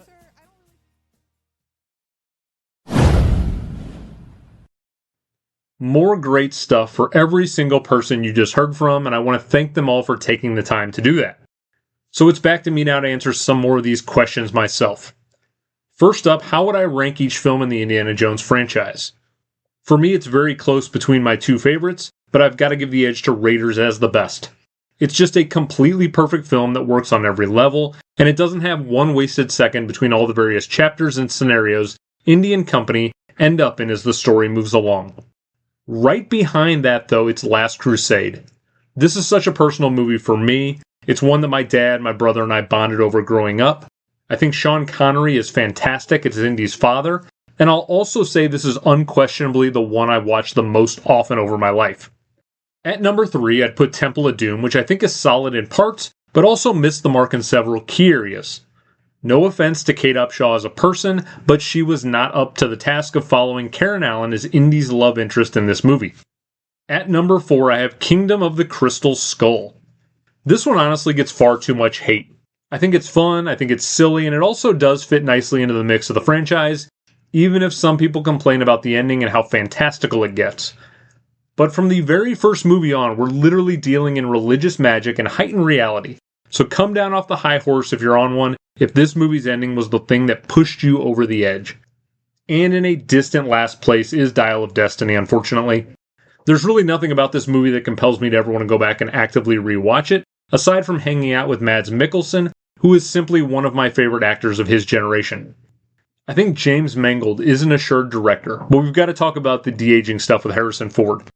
For me, this worked as poorly as all the stuff with Robert De Niro and The Irishman, and it continually took me out of the film.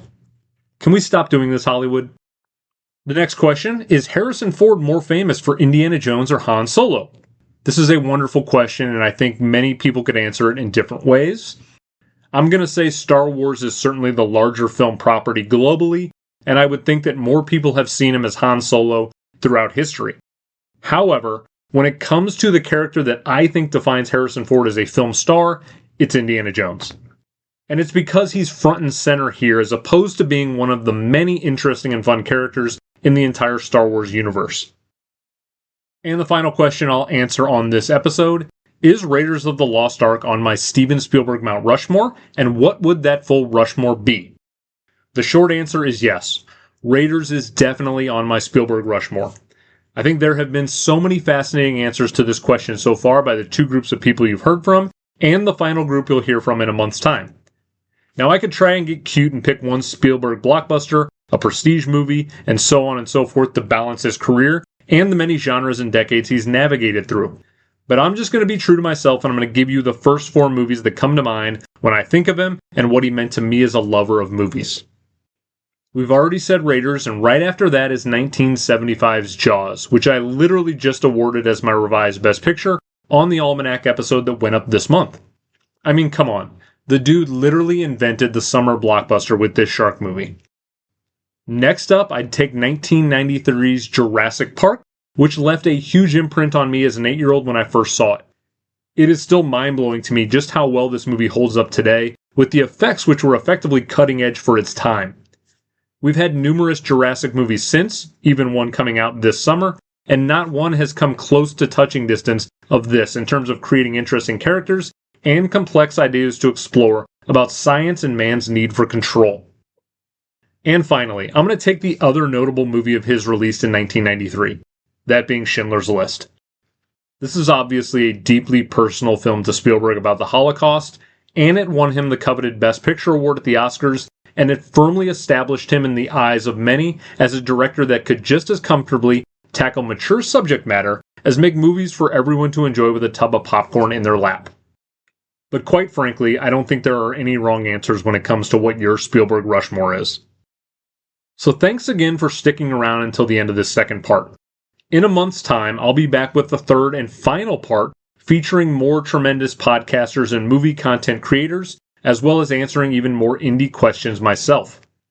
While I have you here, I hope you'll take the time to subscribe to the podcast wherever you're listening right now, as well as leaving a review on the channel. And you can of course find and follow me on every single social media platform using the handle RevAlmanac. I am Andrew, and I cannot wait to see you next time.